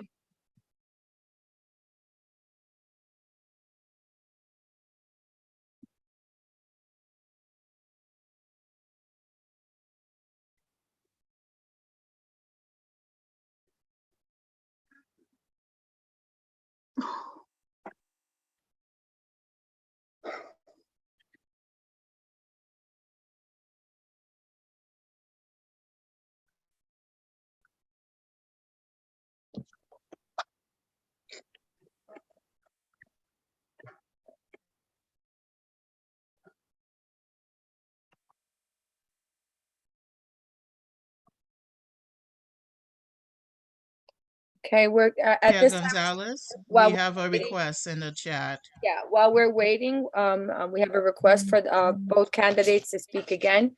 So if Jimmy, can you unmute yourself and just speak again of why you would want to run for this position? I would like to run for this position is because I've served as well as I've been on CPAC for a while, and I've served as a co-chair, and I've also served as a second vice chair as well as a first vice chair. And I have 3 children that are still in the school system, which are my grandchildren, as well as all my children have graduated from public school.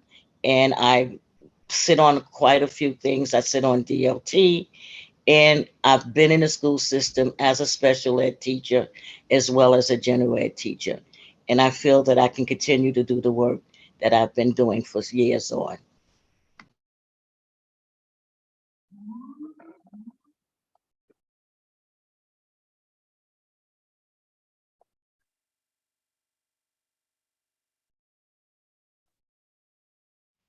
Chair Gonzalez, up next should be, you're muted.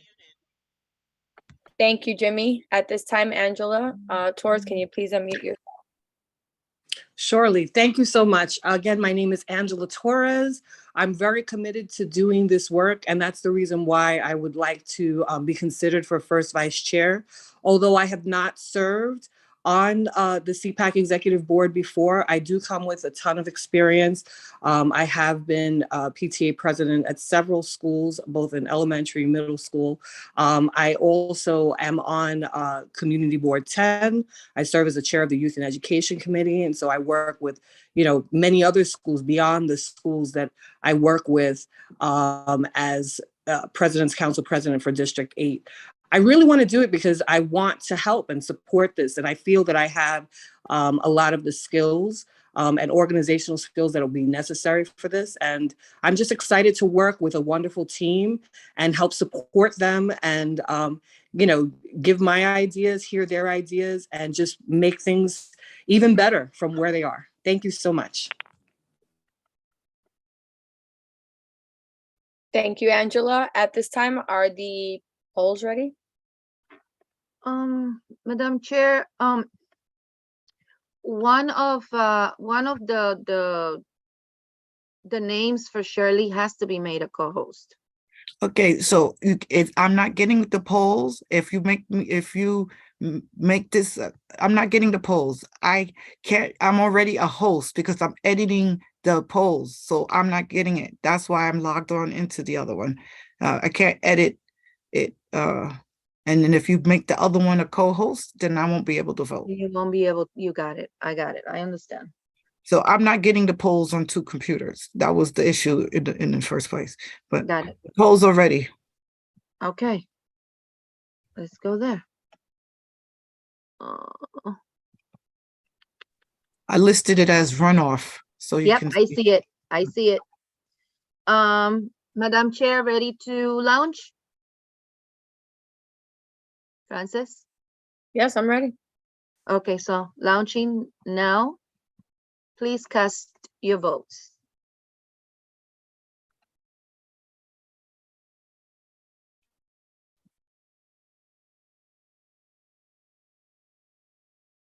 Hey.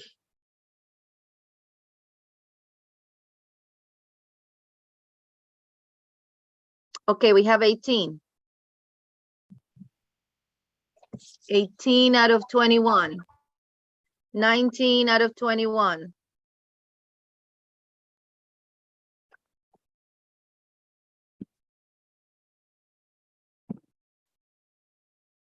19 out of 21.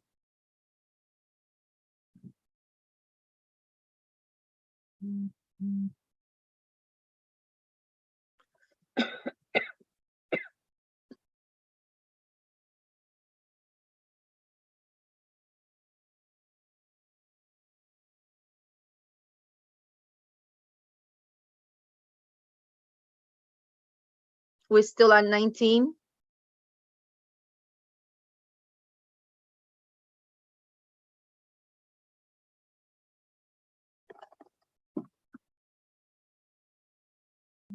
We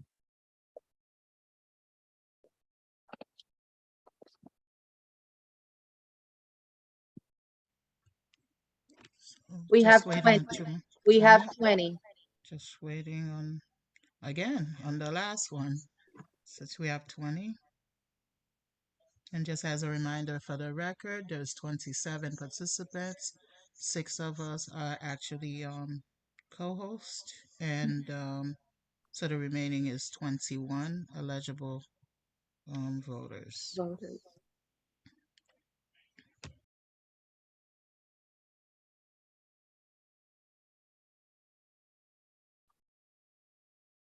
Madam Chair, it seems like the last person is not voting at all. Yeah, I think it's 20 because Shirley's on another that's not getting. So it's actually. It's 20 of 20, got it. And one computer's not getting it. Yep. So I'm done. I have 20 of 20. Okay, can you please share the results? Yes, ma'am. I'm ending the poll, and here is, I'm sharing now. So I have here at 55%, Jimmy Brown is our first vice chair. So congratulations, Jimmy Brown. Okay, at this time, I'm going to close out the nomination for first vice chair and open up for the second vice chair. The second vice chair is a member of the executive board shall assist the chair in planning and implementing the policies and programs adopted by the membership. The second vice chair shall assume the duties of the first vice chair in the absence of the first vice chair.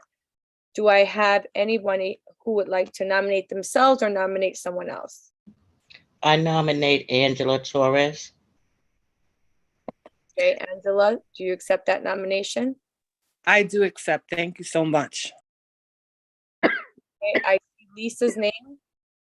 Your hand is up. I was going to nominate Angela as well. Okay. She's already been nominated, so she's on the slate. Thank you, Lisa. Andrea, please unmute yourself. I nominate myself, Andrea Daniels. Okay, Andrea Daniels nominated herself. Are there any other nominations?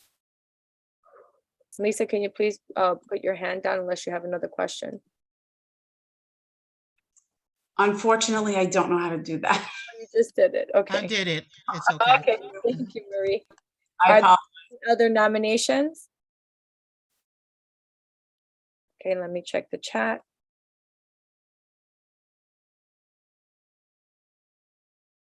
Okay. Chair Gonzalez, Jazzy has her hand up. Jazzy? I'd like to nominate myself. Okay, Jazzy Rivera is nominating herself as well. So that's 3 nominations for the second vice chair. Are there any other nominations?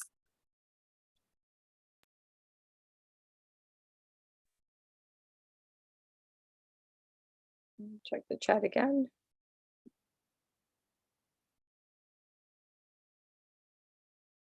Okay, so going once, going twice. At this time, I'm going to close out the nominations for the second vice chair with 3 nominations. And I believe the first one was Angela Torres. At this time, I'm going to ask you to unmute yourself. You have under 2 minutes to give a statement. Thank you.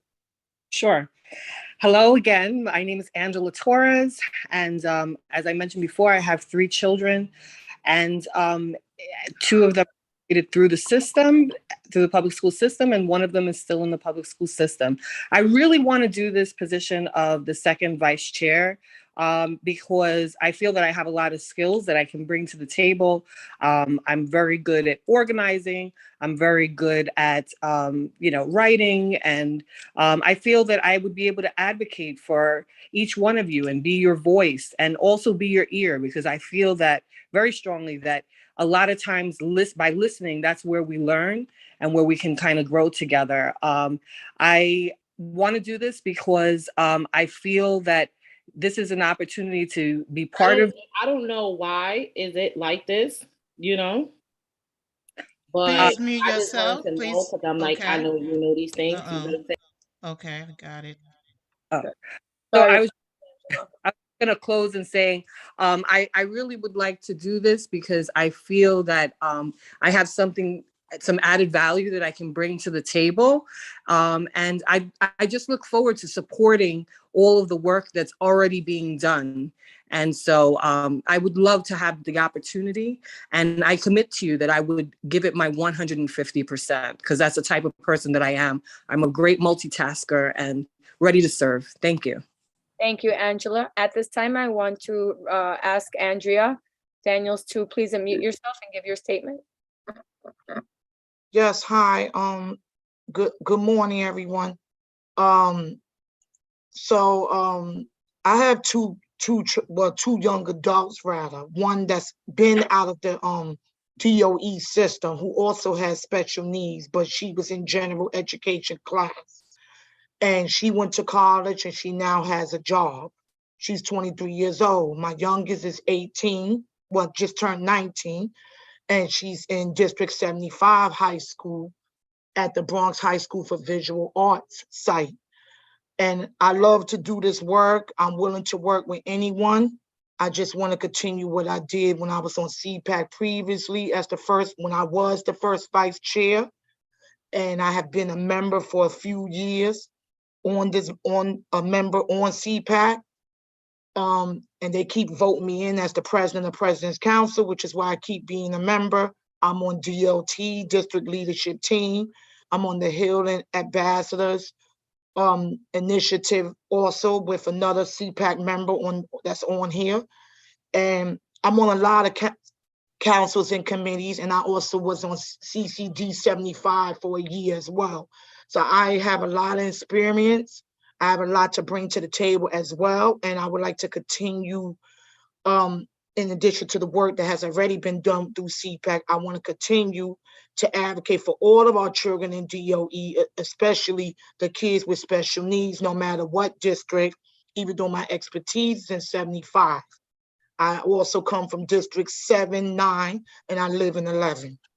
Thank you very much. Thank you, Andrea. At this time, I'm going to ask Jazzy Rivera to please unmute yourself and give your statement.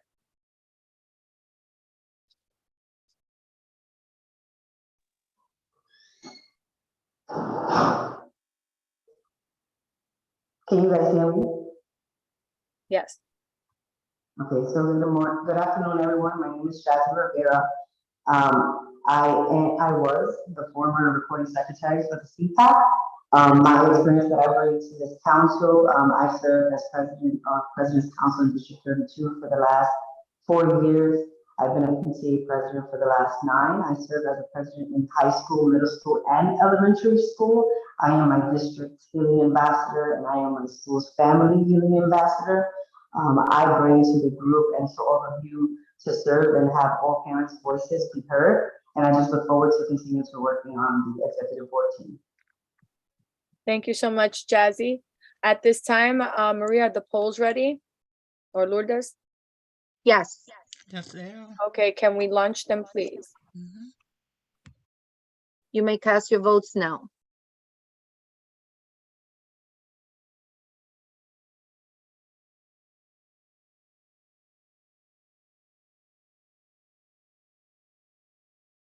We have 14, 15.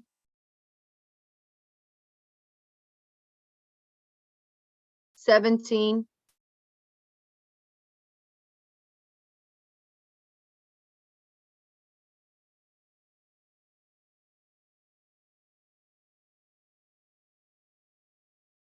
$18, $19.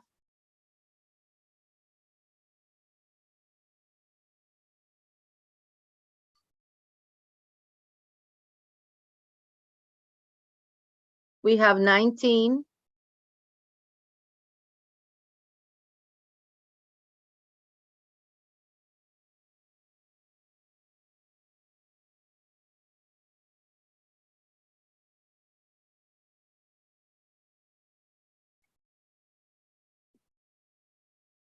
$19.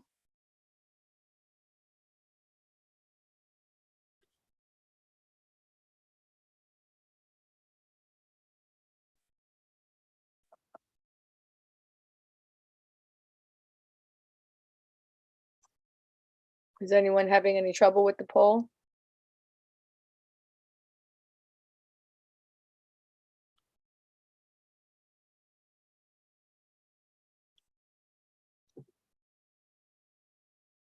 Please let us know if you're having any trouble with the poll.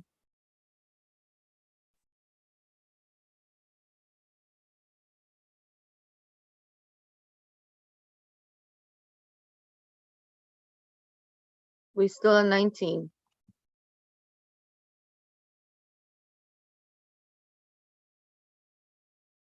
We're gonna give it 2 more minutes.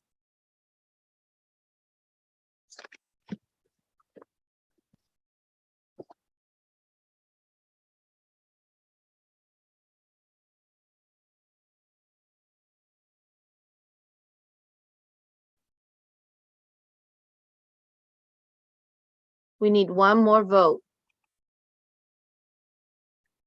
We're now down to 1 more minute.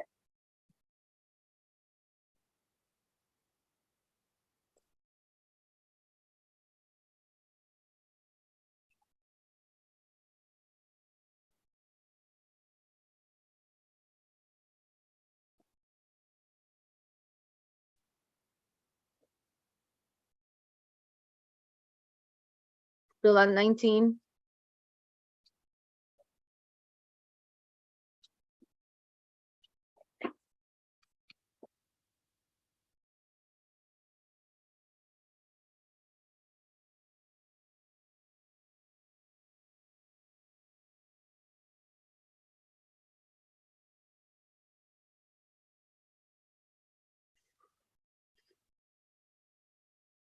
Okay, at this time, we're about to close the vote. We're going to close the voting. And Lourdes, can you please launch the results? Yes. There. We have 37 for Angela, 37% for Angela, 21% for Andrea, and 42% with Jassy. Okay, so congratulations, Jazzy Rivera. You're our second vice chair. And thank you for all for who nominated themselves. At this time, we've closed out the election for the second vice chair. We're now going to open, hold on, I'm going the wrong way, hold on.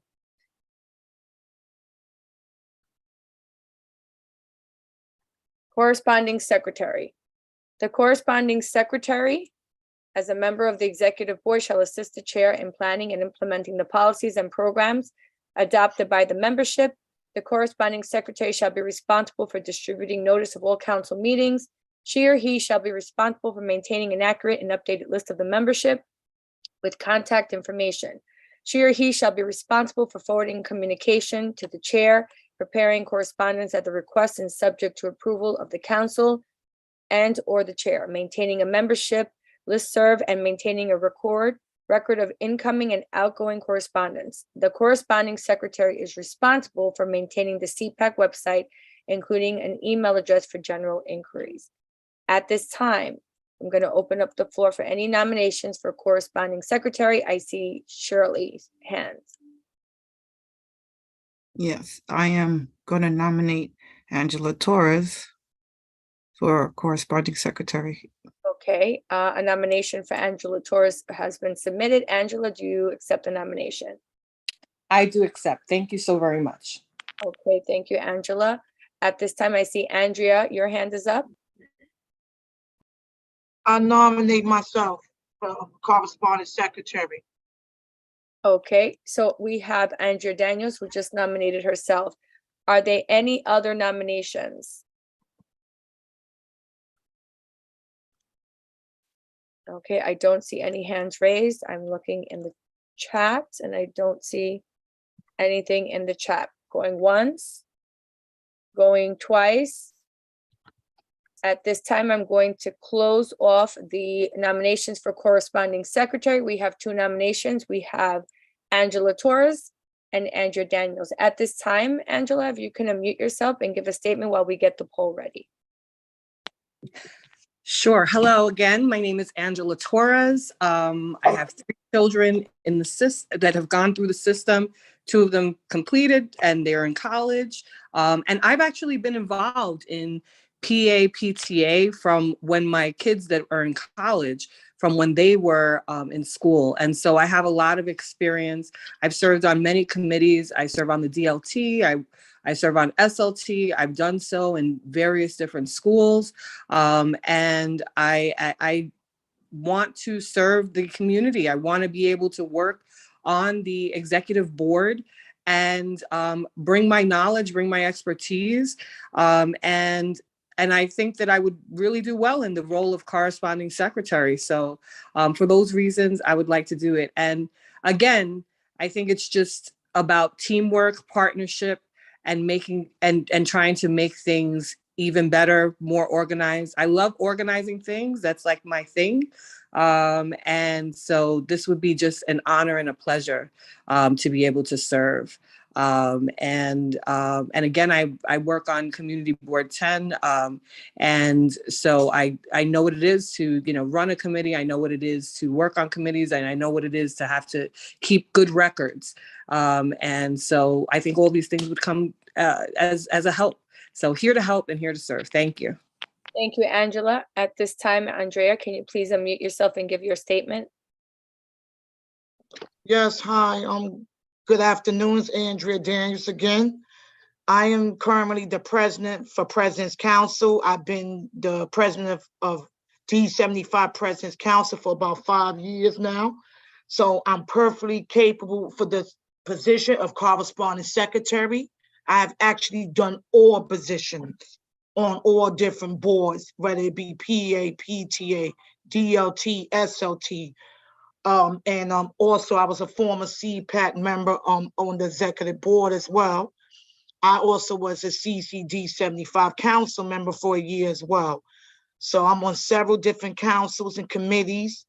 Even with the CCD 75 council right now, I'm on the Hill and Ambassadors Leadership Team Committee. I'm on a lot of things, and you have to really fluctuate your time. And I know what it takes to be on CPAC because I did this advocating is in my blood. It's in my blood. And I would love to help assist CPAC and their continuation of advocating for all of our children within the DOE system, including our District 75 and special education students. Thank you. Have a good afternoon, everyone. Thank you, Andrea. Rashida, did you have a question about the position? No, thank you. They both addressed it. We know all about them. We wanted to see how they would serve in these positions. Thank you. Yeah, thank you. That's what it was about. Okay, Lourdes, are we ready to launch the poll? Yes, it is ready. Okay, please. Launching now. You may cast your votes.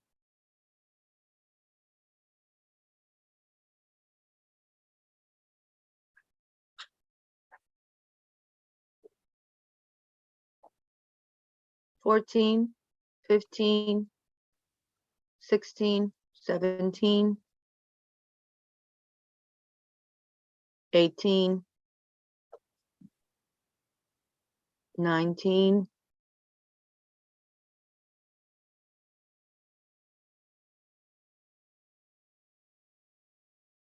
$19,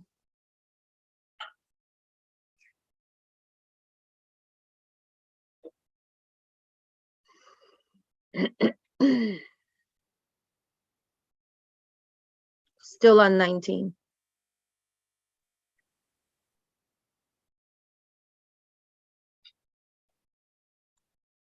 Okay, 2 more minutes.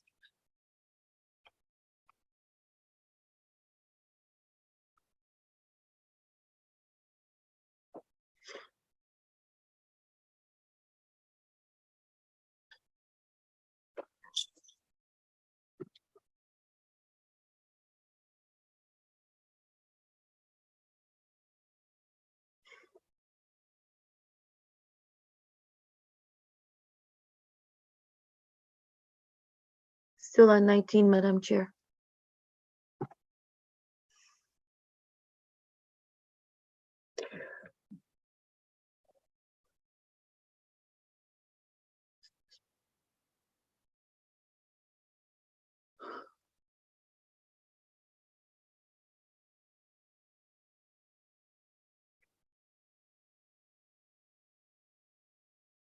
One more minute.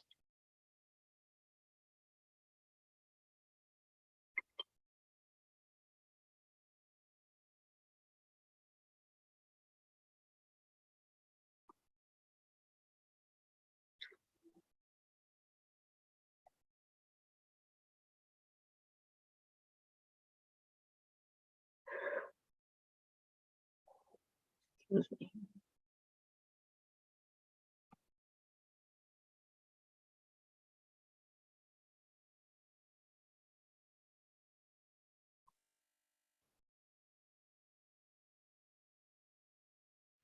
Maybe at the last, could be abstaining, which is their choice once again.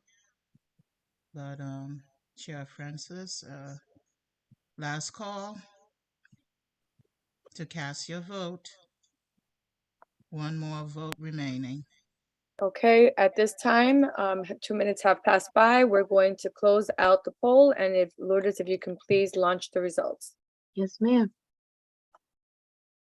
And we have 84% for Angela Torres and 16% for Andrea. So congratulations, Angela Torres, for corresponding secretary. I believe this concludes, and I'm just going to double check. Yes, this concludes all the elected positions for our CPAC 2022 to 2023. It is a one-year position. So congratulations to everyone who nominated themselves and everyone who was nominated. Thank you. It is now 12:29 p.m. Shirley, I'm going to give it back to you. Yeah, can you make me, well, you know what, I'll reclaim the host. All right.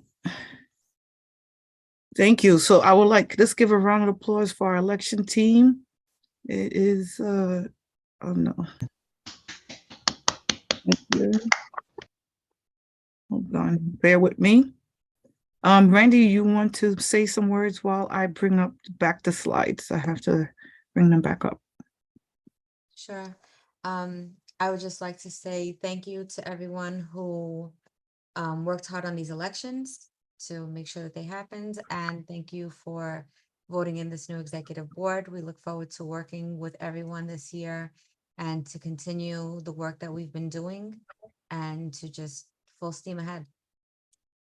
So thank you all. And to Lourdes and Jessica, thank you for all you've done, on the board with us. We appreciate everything, you've done throughout the year and how supportive you've been. And we wish you the best of luck on your future endeavors.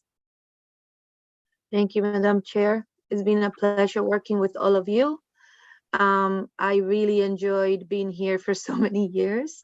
I just want you all to continue the great work that myself as well as everyone before me has in this council has actually done throughout the years. So congrats to all the elected members and God bless you all. Full speed, go education.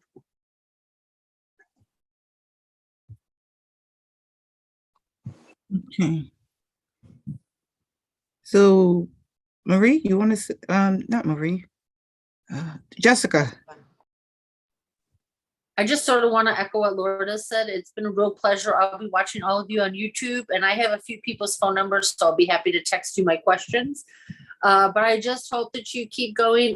Busing for all is still an issue, so I will continue my Twitter war with a few people and also the SCA, because we definitely need more schools in that seat. So again, good congratulations to everybody and the new board, and I look forward to seeing what you guys do in the upcoming year. Thank you, Jessica. So thank you for everyone for participating in our elections. Thanks for showing up, for participating, and congratulations to the new board members. And thank you to the old board members as well. It was a great year. Thank you very much. And I just want to remember, CPAC, again, it's not me, it's not Randy, it's not the board. CPAC is all of us, right? So membership is what drives any organization. So just keep that in mind.